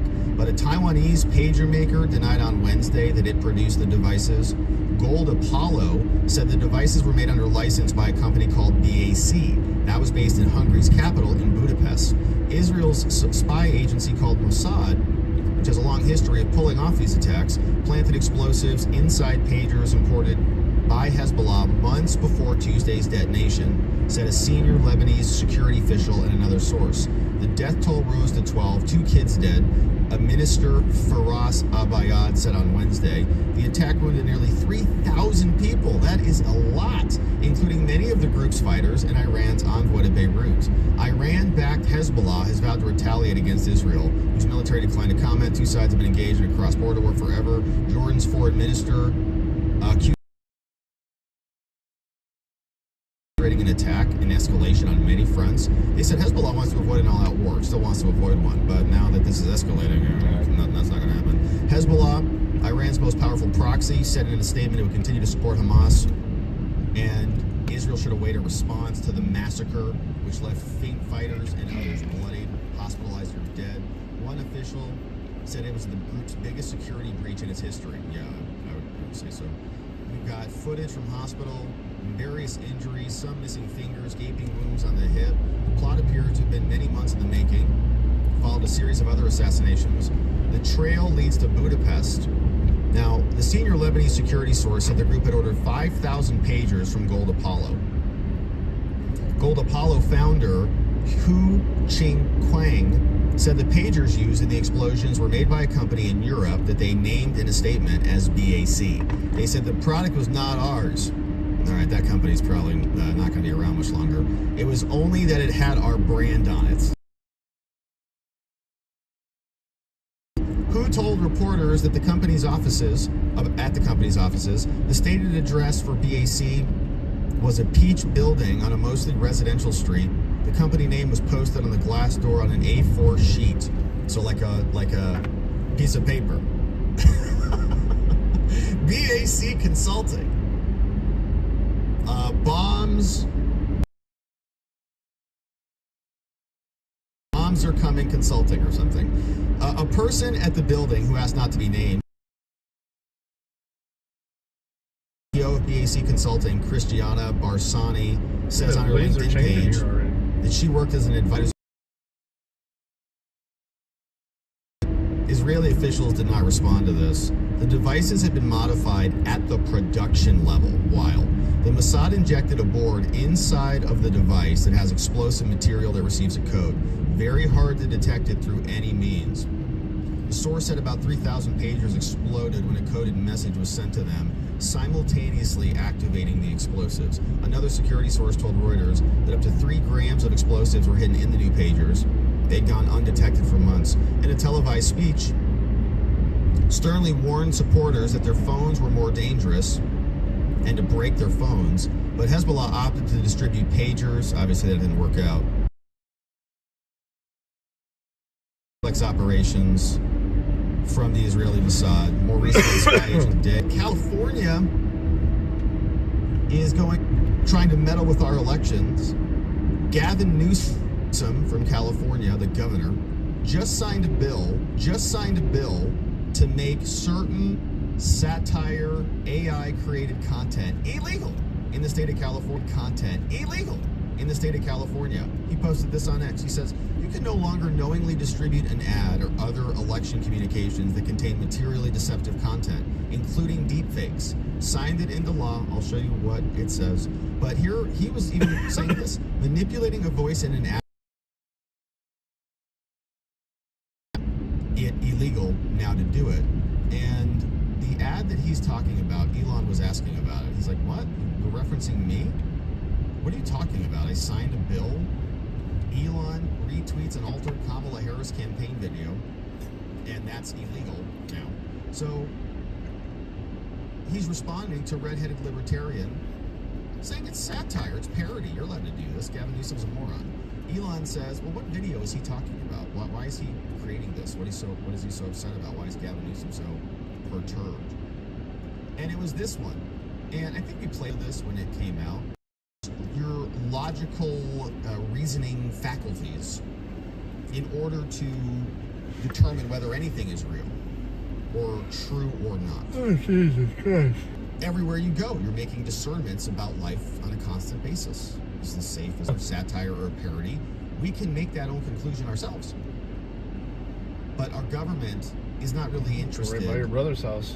Which is funny, is why I'm getting ready to take a picture, because the last time I was down here, I was picking up a client, this was like 2 years ago, and I took a picture of this intersection, and I sent it. Huh? Yeah, I took a picture at this intersection. I sent it to my dad, Chris, and Alex, and I was like, anybody guess where I'm at? And Alex guessed the intersection dead on. I say, you're both sexist and racist. I may not know the first thing about running the country, but remember, that's a good thing if you're a deep state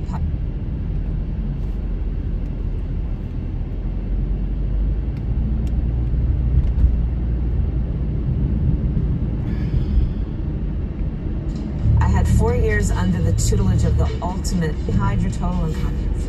I take insignificant things and I discuss them as if they're significant. And I believe that exploring the significance of the insignificant is It sounds like Kamala, right? Like the voice is pretty good.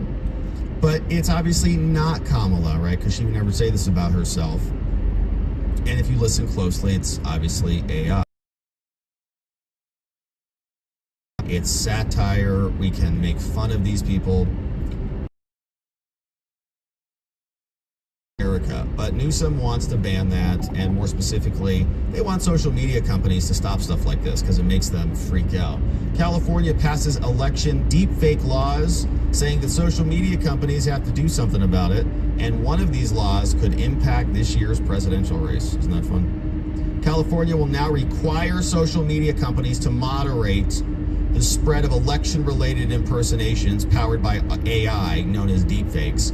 And I hope that this unleashes the floodgates of Newsom AI content. Now, I don't want anybody to break the law, obviously, so consult your attorney if you are concerned about that. But obviously, this is Newsom, who's very upset about something, and he might be more upset about it if Gavin Newsom and see how he likes it, because he can't come to our states and do it. Now, the 3 laws include a first-of-its-kind law that imposes a new requirement on social media to ban or label the deepfakes. Only one of the laws will take effect in time for 2024, but the trio could offer regulators a roadmap to slow the spread of what they say is now manipulative content powered by AI. It's companies and free speech people. Yeah. Deepfakes use AI tools to make it look real-ish, I guess. And his new account would have run afoul of the new laws. Oh, so they're trying to criminalize Elon. In one video that was viewed millions of times, Musk posted the ultimate diversity hire. Oh, they hate that. Calf for them. Also add efforts in dozens of states to limit the spread of AI stuff. Many have required labels as part of a surge in regulation. There's no federal law that bans or even regulates this stuff. California policymakers have taken an intense interest in regulating AI. Rusty bucket, we ate there. The governor is going to sign or veto some of this stuff. Some states have adopted or seem poised to adopt laws regulating deepfakes around elections. Wow, they're so pathetic. And the 2 of the laws signed on Tuesday I feel like we're not limits moving at all. on how this could work. I think we're One catching takes every effect light. immediately Right. and bans people or groups from knowingly sharing certain deceptive election-related deepfakes. What the hell does that even mean? It is enforceable but goes further by even remaining enforceable after the election. So they're a sign that they're concerned about misinformation spreading as the votes are being tabulated. They just don't want you to talk about it. They want to rig it. And that's disinformation. You can't say this or that. The other will go into effect in January, requires labels to appear on deceptive video. The third law, known as Defending Democracy, will go into effect in January, requires social media platforms with more than 1 million users to label or remove deepfakes within 72 hours after receiving a complaint, so you can just take it down. It's such a joke. The nanny state continues. Very different from other bills. This is the only bill of its kind on a state level. All 3 laws apply only to deepfakes that could deceive voters. What? We have real politicians who are real fakes that deceive voters. They're not even AI, they're real people. They're allowed to do it, leaving the door open for satire or parody so long as they're labeled and would be effectively limited to the period surrounding an election. It is such a limit on free speech, and Newsom in California and Kamala Harris, this is their entire ideology. They say some people may, of course, disseminate a falsehood. That's a problem as old as politics, as old as speech. The premise of the First Amendment is that it's for the press and civil society to sort it out, not for our useless government to tell us what's true or not. Shout out to David Lloyd, legal director of the First Amendment Coalition. Yeah, other people can respond to that and say it's fake, it's fake, it's fake. You don't need the government to censor it. But that's all they know how to do. All right, so I might have to learn how to make some deep fakes of Gavin Newsom. Maybe that'll be a fun weekend project. See if that is feasible. All right, meanwhile, we've got Congress is in session. They're trying to fake us out, I think, on the SAVE Act crap. Thomas Massey's calling it out. He says, you know, this is just an insulting charade. Says, like an undead but doomed zombie, the CR, the continuing resolution to spend all of our money, is back, and they're going to add the SAVE Act to it. We're going to save you, America, so give us money.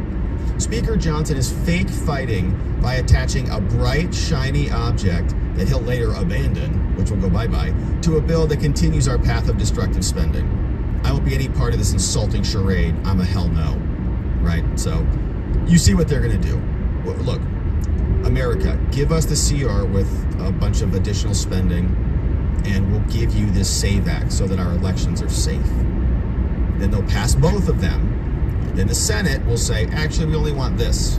They'll delete the SAVE Act, send it back to the House, which has already passed it, and then Biden will sign it and the government will get funded. So it's basically a continuing, never-ending charade. So, my friends, let's see what you have to say about all of this. It is a beautiful day, and I see some great comments, some beautiful faces in the chat, and Bonnie's here, says it's Supreme Court time. Bonnie's talking about the First Amendment stuff. Let's see what we had in here. NY, good to see you, NY. Says, Rob, Hofstra, you in Nassau County are my old stomping grounds. I have family in law enforcement in the county. No bomb, but a suspicious person was detained. Yeah, I think that's what we're seeing right now. Strange. What was the suspicious person? What was that about? NY says, he said multiple troublemakers are coming from New York City to disrupt and to cause trouble. Long Island is strong MAGA country.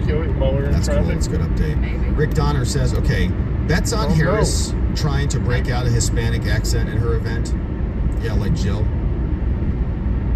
You guys are as diverse as your breakfast tacos and your bodegas. Whatever she said. Legends what? We'll see.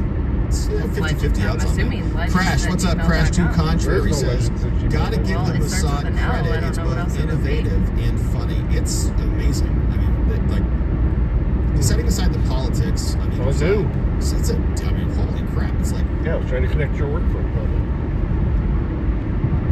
Or my work phone. I think I saw a comment on X, which was a good one, that if this was in a movie, if somebody was like, let's do this in a movie, let's infect all their pagers like in the Italian Job or something, and we're gonna go and blow them all up simultaneously.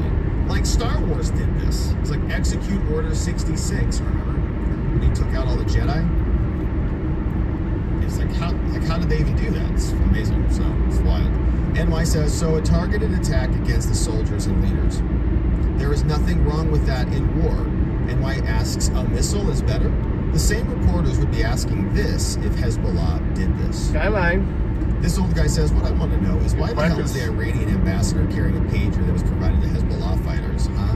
Maybe he'll think twice in the future. Yeah, very interesting question. And some what? the Babylon B and others were Oh, do you remember the biscuit place? I forgot about the biscuit place. We need to take some of that shit home. I was telling Dirty about it. He said, oh yeah.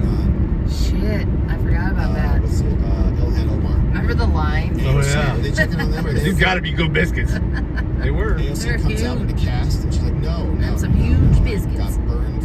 Some big old biscuits. That's what this is. Don't worry about it. NY says, I had a debate about the pager bombing being a war crime with a lid. When I posed a simple question, if Ukraine did that to Russia, would that be okay? He said, yeah. Well, cool. Yeah, maybe something like that will happen. Yeah, it's war, right? It's war. I think that's the kind of the problem with wars. It's brutal. It's brutal. That's why I hate it. NY says, in your lane, trailer. We have recent murder hostages. NY says, I control. What if they were planning an attack and they prevented it? All of this navel gazing is just veiled support for Hezbollah, which is in my mind disgusting. From NY says, these are coming from people who store missiles in hospitals, schools, and mosques. No tears for Hezbollah. Milo Phone Bill says, will California outlaw SNL Trump parodies? No, because those are bad for Trump. And those are clearly parodies, and so they can understand it. But that's because their side is allowed certain privileges that the other side is not. So they can speak openly and freely, no gags on them, but all gags exist for Trump. MAGA Hat Stay says, commies don't like humor, not at all.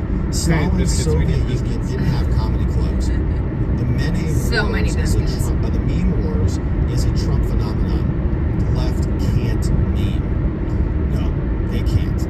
We didn't see them. We didn't start seeing the signs till we got in West Virginia, though. Weird, goofy things like white dudes. Near the Capitol there. It feels like we went through Charleston area. A weird high school clique type of situation. Do you remember that? Tried waking you up to show you the big dome. It kind of reminds me of like the student government kids. With all due respect to any student government kids out there.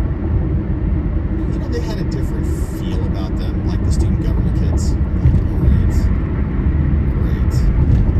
And they all kind of hung out with each other. And well, I'm just thinking to get through town or stuff like that. It could have been 3:30 by the time. It's kind of like that. They take themselves a little too seriously. Yeah, like communists and everything student government. Chubby Stubby says, as a Californian, Newsom is an embarrassment and a straight up tin pot dictator.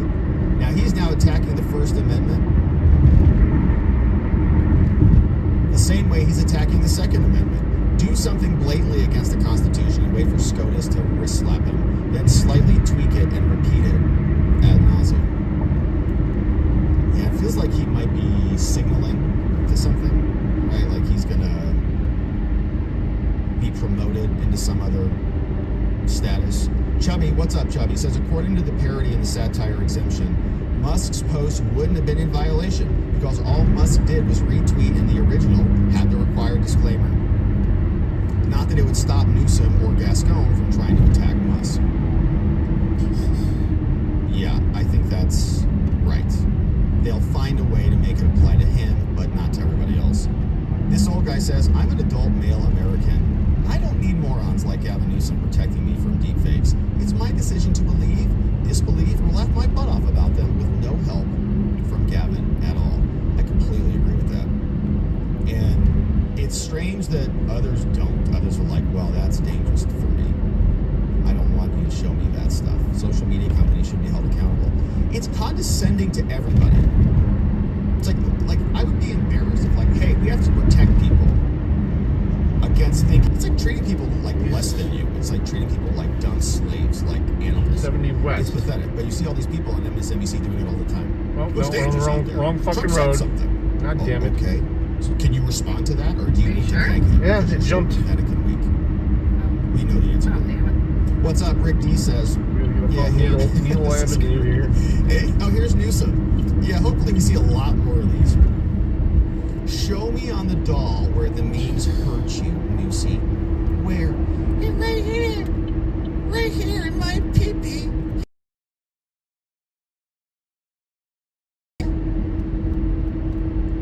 Gavin Newsom, pathetic.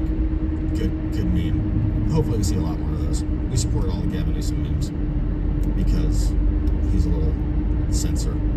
Pathetic. All right, so it's good to see everybody. What's up, locals? It's good to see everybody. What's up, Starfish? C. Reed is in the house. Says, I love you, moms. What's up, Spices? Good morning to you. Why isn't it illegal for the MSM to spread lies and propaganda? Well, because that's government endorsed. They do the bidding of the government. Hey, here's a good one. What's up? Liquid Rock Aquatics is joining us on the YouTubes. Says, I suspect it was a false positive from the dog. So the dog was barking and they sent it off and said, we think we've got something here, but it wasn't. But then they also reported a suspect fleeing the car. Yeah, it's interesting. I guess more will be revealed. We'll see if there is a bigger update on that later today. B. Torn, what's up? Says Tim Pool sues the Harris campaign. Price tag TBD later. Oh yeah, is that an interesting complaint? That might be worth digging into. Has that complaint been published? I'm sure it has. So shout out to Tim Pool striking back against the corrupt Kamala. I love it. What's up? Voice of the People says it's time to ban weapons of war like pagers and walkie-talkies and phones. It's for your own good. Yeah, you're gonna have Hezbollah that's like sending letters, right? And we're like, all right, fax machines. All right, can you fax this for me? Fax this over there for me. Or carrier pigeons. They're like using stamps, FedEx. Voice of the People says there was a Terry attack targeting it was in Columbus. A terrorist attack targeting New York that was thwarted in Great Canada place to work. by an Then they illegal closed trying them all to cross down. the What are you talking border. about? I vaguely remember a story in that vein. Somebody was, I think, crashing through the barricade. Something like that. Was that a terrorist attack, or was that just like a drunk, disabled person who was trying to careen through the port of entry? I remember something like that. Hey, what's up? Flash Rivers in the house. Sharing this one over from Warlord Dilly. And I think, what's this one? Let's see what this was. This is over from Brandon Dilly. Let's see what this sounds like. You know, I really don't understand how we can even let this happen. The level of incompetence is really just staggering. I mean, how hard is it to kill one man? This is not the time for excuses. Okay, so obviously that's fake, right? It's AI, that's not her. And we can make that deduction, but we had two. I guess that would be, she's going to advocate, I think, for a different outcome, which is not actually funny, but yeah, it's an AI, right? And everybody can see it, and so you can just watch it and then confirm what it says, right? Say, oh, that's not actually Hillary. It's not actually Hillary. So apparently, Newsom is going to arrest that person immediately. So what's up? Hey, what's up? Rob G Fan is in the house. Here, let's share this. I just X that window. Says Rob, says, I've just joined in late. I've been listening to the border crisis hearing. There's a community in Arizona that has the most ports of entry by foot. Boat, all of them. He's there testifying. I'm trying not to roll my eyebrows out, which I do when things are too stupid to understand. 95% Hispanic community, so he's pandering to Joe Biden of Arizona. Can you discuss him one day so you better understand who is helping destroy the U.S.? Yeah, I'll take a look at it. Maybe it'll be worth covering today.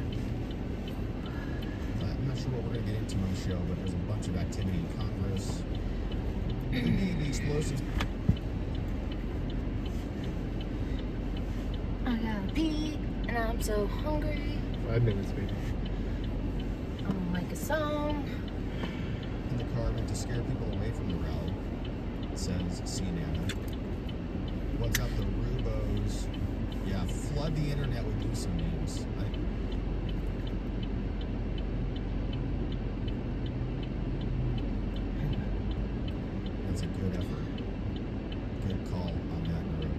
what he said beforehand.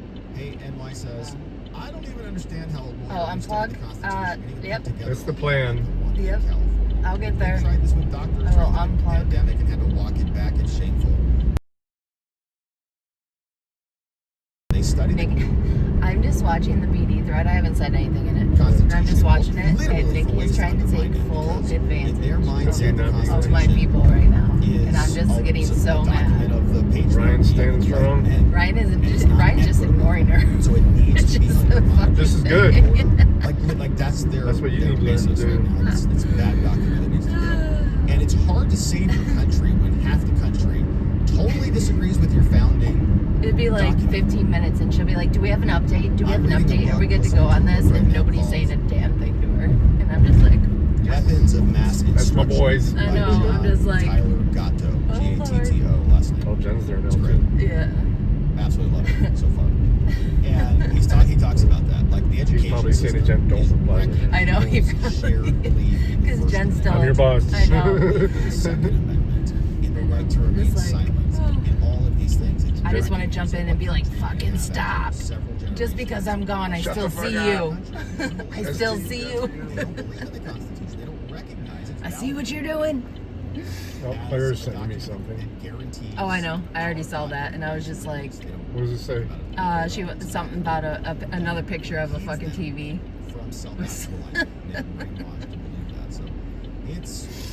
It's a tall order. They're doing Do a behavioral contract on them. half the country. No, I don't know. It's a picture of a TV with some shit. I didn't even look at it. I just laughed. And I'll look at it when I stop. I'll punch in. You know? What's up, Spices? Good to Punch see in you. for lunch. And here was one. We've got Song is in the house. I mean, you would think if I said that I'm going on vacation, you would think they would understand. Neuro D says it's Jumpin' Jeff says it is funny because it's Hillary. It's sad too, but it's mostly humorous with the bite. Whatever. Yeah, I can see. What's up? Sergeant's out of here. Have a great afternoon, Sergeant. Oh yeah, the new California rule only applies to Republicans. Jumpin' Jeff, what's up, Jumpin' Jeff? It's great to see you. Yeah, check out John Taylor Gatto's book, Dumbing Us Down. I think that's the newer version, right? He wrote, I think, a newer version. Two versions. I think he's got a new, like a second version and an old version. I think I'm reading the older version, or the original, like Weapons of Mass Instruction. It's good. He goes pretty hard in there. He's got some good commentary about beauty and health and wellness and excellence. Yeah, I almost looked like a railroad track. Well, it says Why there's do a they railroad teach us track. the quadratic crossing. equation? It just means Why do we we're spend so driving much time on the quadratic equation? 0.2 miles. Oh, like right there. But not that much time on personal finance, or not that much time on health and wellness, or on eating healthy, right? Or cooking or something, right? I didn't get really much of that at all. We had like PE, go throw balls at each other, run around the track, all that's good for you. But it's pretty basic, and even the food is poison. So by the time you come out of these systems, you're just kind of poorly equipped. I'm wondering if this is not the restaurant, but it's the actual brewery. It's a scary book. John Taylor Gatto, Gatto. Good book called Weapons of Mass Instruction. I know. Like halfway through, I'm like, oh, this is great. Love it. It's I mean, great. like when I clicked And on one it. chapter when he was talking about health and beauty and all that, I was like, damn, bro, that's savage. I love it. So it was good, and I recommend it. There's been some good ones. I've been poking around some good ones. There's another one on seed We're oils there. that I'm listening to. I like to bounce around. Yeah, this is this is the fucking brewery. This is not a restaurant. What's going on? Hey, Jumpin' Jeff is here. Is it over there? That's No? some other great comments. Yeah, public schools. It says tap room. Don Goff beer says, hall. don't trust the Bang Bang shrimp. Don't trust it. Nope, not currently. Long Island Audit, Oh, Sean right here. Paul Reyes just got indicted. Is that a YouTuber? Okay, right here. Okay. Doesn't sound ideal. Yeah, John Taylor Gatto. Hey, what's up, Tam Tam? Morning. Gate locks when tap room is closed. Teresa Yeah, says, I'm it's worried here. about what the scammers are going to do. Yeah, hopefully the scammers don't have that. Oh, there's parking. No, They that's have good. food though. Here's some other good books, some other recommendations. Art Pollard says read They don't. 3 felonies a day. It's too many laws. 3 felonies a day.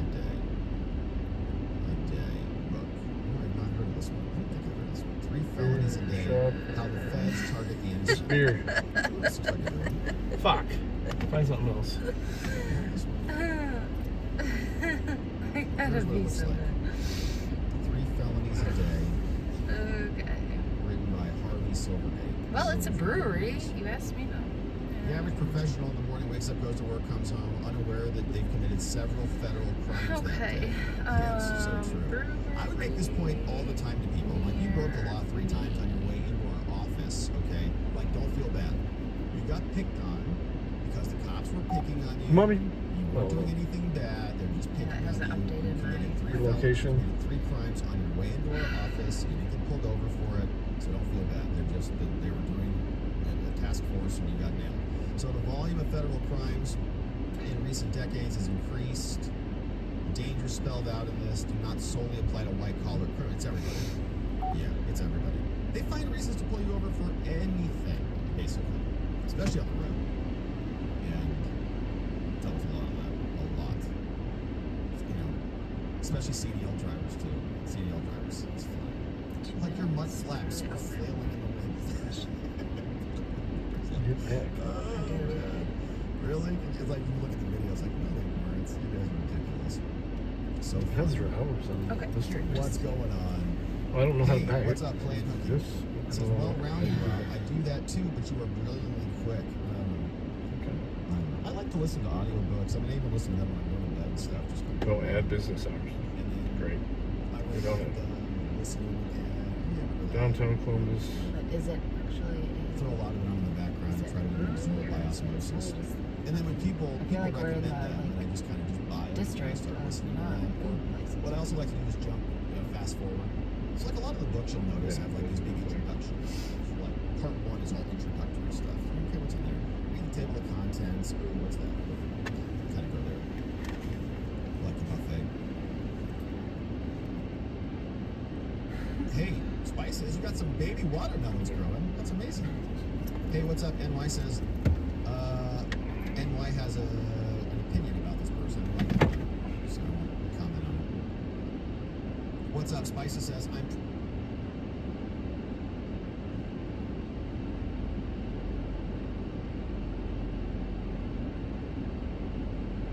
Brewery near me with food. Brewery near me with food. Barley's Brewing Company, 3.6 miles. Open brew pub.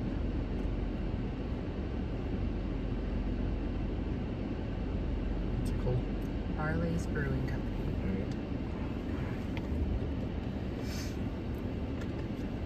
Drive to Barley's Brewing Company. All right, Barley's Brewing Company.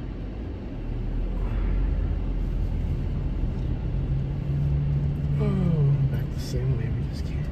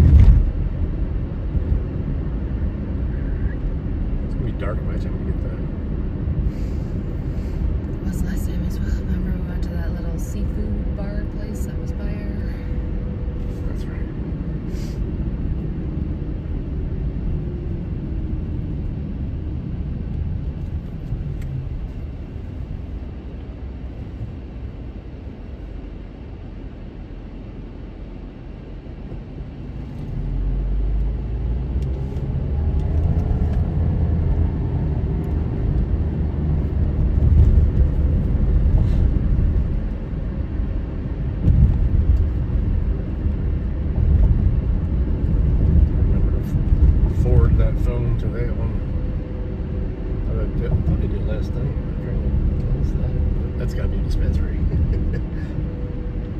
Just a green band on the roof.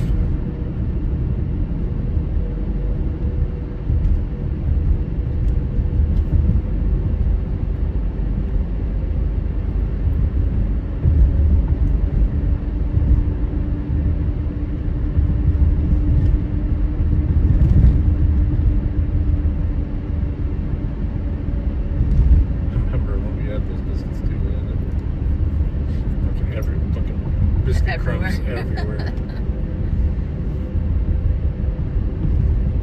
They're so flaky, you know. Oh, shit in the road.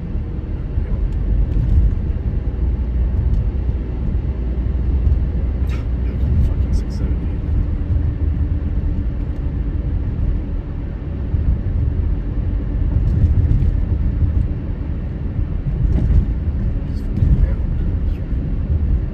Not up flush to the road.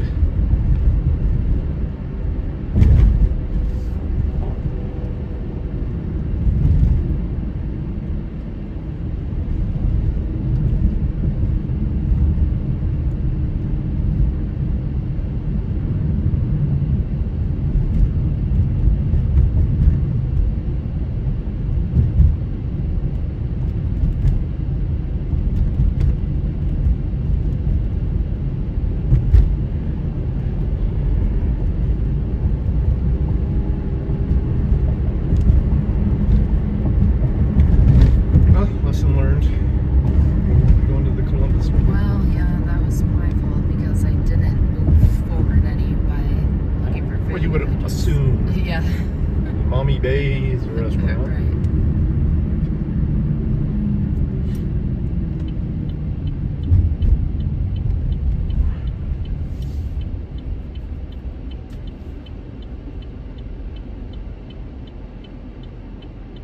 It's going to be 3 o'clock by the time we camping. That's kind of random. I don't think that's really camping. I think that's someone's home. No, that's what I'm saying. Oh. Encampment. Homeless encampment.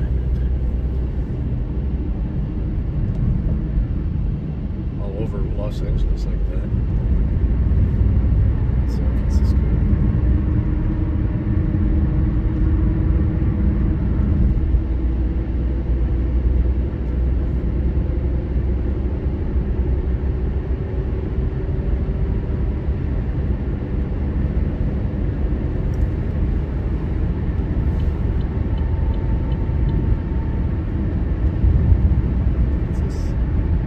Ted's something.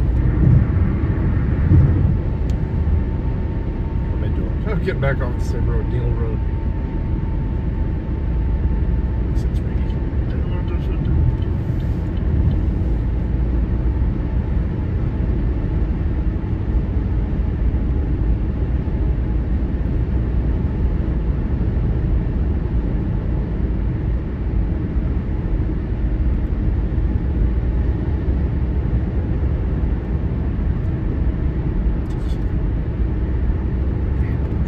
Crazy around here.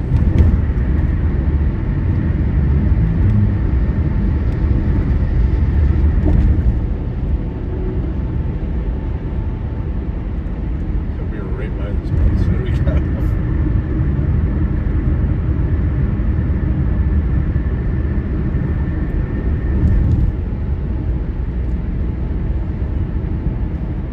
Where? Lower? Was it soccer or something? Or.com field. I don't know. I wonder if that's the new crew stadium. I wonder if it got bought out by somebody, you know. A new sponsor. Yeah.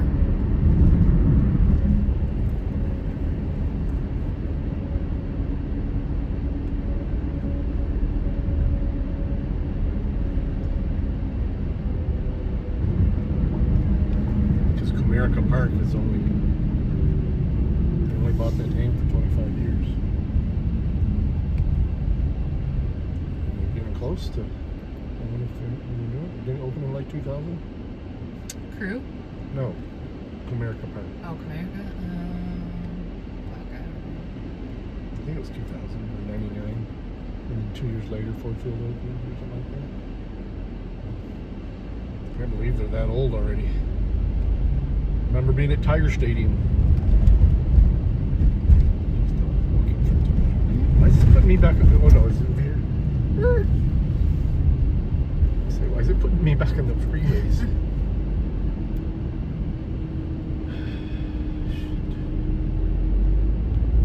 I hate big cities.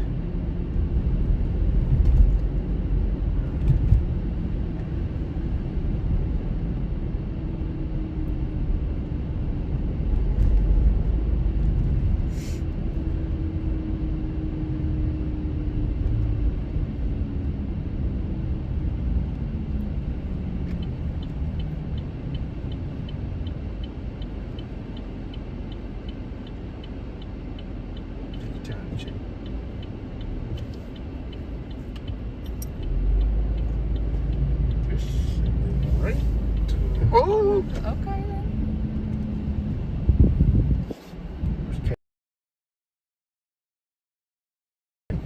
Oh, yeah. Callahan.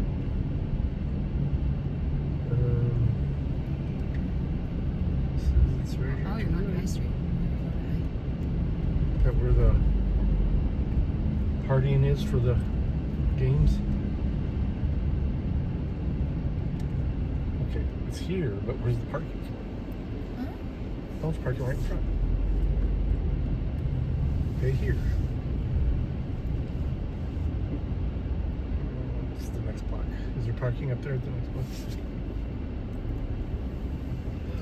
Well, there is parking, but I don't think there's any spots. Let's try Agave and Rye. Yeah, there is one spot. Except for this one's parked like a douche. Really, dude? Oh, you leaving? Beautiful. Don't keep back going. up. Boo.